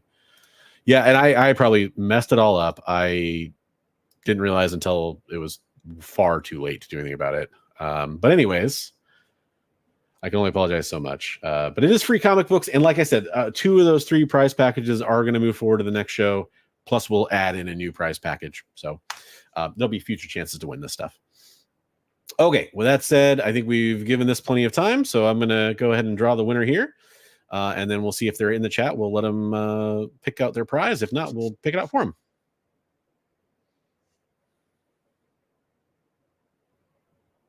Hey, I know he's here. He just commented. He just made sure he was in there. Shattered Glass Collectibles is in the chat. I believe your name is also Tyler. I'm pretty sure. Sorry if it's not, but hey, go ahead and pick out which prize package you want. I'll show you what those are again one more time. Congratulations. So your options are: there's a Marvel package with the X Lives of Wolverine or 10 Lives of Wolverine, the Hulk, Beauty and the Behemoth trade from Bigby, as well as the Dogs of War trade for Hulk. So that is one of your options. Your next option would be the Losers Ante-Up trade paperback, the Authority Kev trade paperback, and 2 Moons #1 variant cover. Your third choice would be the DC pack, which has that Nakayama Power Girl Action Comics cover, Nightwing Huntress trade paperback. and gorgeous book here, Batman Grendel, Matt Wagner, love. So I'll let you pick your prize pack there, Shattered Glass. Let us know what you'd like, and then make sure you hit me up on Instagram. You can email me thebronzeagenerd@gmail.com. The Authority. Okay, you got the Authority. Okay, will do. You got it. Congratulations, man. We appreciate the support of you watching the show, and congratulations. And both of you will be getting, at a separate time from the package Bronze ships you, a Atlantis Wasn't Built for Tourists CBSN exclusive that is actually my store exclusive, signed in bronze by Eric Palicki, the writer, who you may know from books like No Angel that he co-wrote with his sister, Almost TV's Wonder Woman, Adrienne Palicki. So. Oh, okay. I was wondering about when I heard the name, I was curious if there was that connection there. That's cool. Yep. That's awesome. And then I just want to take a second to say thanks to everybody who's been watching all night. That's awesome. We you know, if you're one of those currently 385 people over there watching on X, we'd love to see you over here at the EXP on YouTube or Bronze Age Nerd YouTube channel and Bronze Age Nerd YouTube channel. Let's do that too. And go check out Bigby McFly, the comic book guy on YouTube. Links are in the description on YouTube, at least, for all those channels. Also, the Kickstarter for Alan, Comic Collector Geek, who was on here earlier. Our first guest, Ryan, Automatic Comics, link to his YouTube channels on there as well. So, you know, go check out all those places if you like the comic book content you've been seeing tonight. We'd love to see it. Yeah, I want to thank my co-host, Bigby McFly, the comic book guy, and all the awesome work he's been doing. Also, my other co-host. This is like my worlds are colliding here, folks. It's really weird. No, I'm just kidding. It's not that weird. Producer Kyle. Wait till Bigby and I start a show together. We're going to call it Shared Drama. That will be the full circle. That would be an all right thing. But I really appreciate it, everybody, for being here. And you'll see a lot of other great content from everybody on this screen. I can say that with confidence. So keep checking it out. Keep being awesome. And keep submitting that viewer artwork, because you might win some sketches. You know, we're going to be featuring that. You know, we want to see what you guys are doing out there. And we'd love to check that out. So, yeah, have a great night, everybody. And before I go, I'm going to offer one other thing. You know, we already heard from Kyle. I don't think he has any more plugs. My camera's going to die again in 2 seconds. Bigby, do you have anything you want to plug coming up on your show? No, just stay tuned. I've got stuff sporadically. I mean, the main thing I'm doing right now is my show here with my good buddy Bronze and cool. You know, Best Coast Comics, and we're going to be doing another claim sale sometime soon. So yep, hang out for that, or stay tuned for that. For sure. All right. Well, I am now the disembodied voice, so it's even stranger for me to say good night, everybody. But I will say good night, everybody. Have a fantastic evening. Thanks for being a part of the show, and we will catch you next time on either the Devil's Advocates here on the EXP or on Best Coast Comics over on my channel with Bigby McFly, the comic book guy. For Kyle, for Bigby, for Bronze, have a fantastic night and keep reading comics. We'll see you later.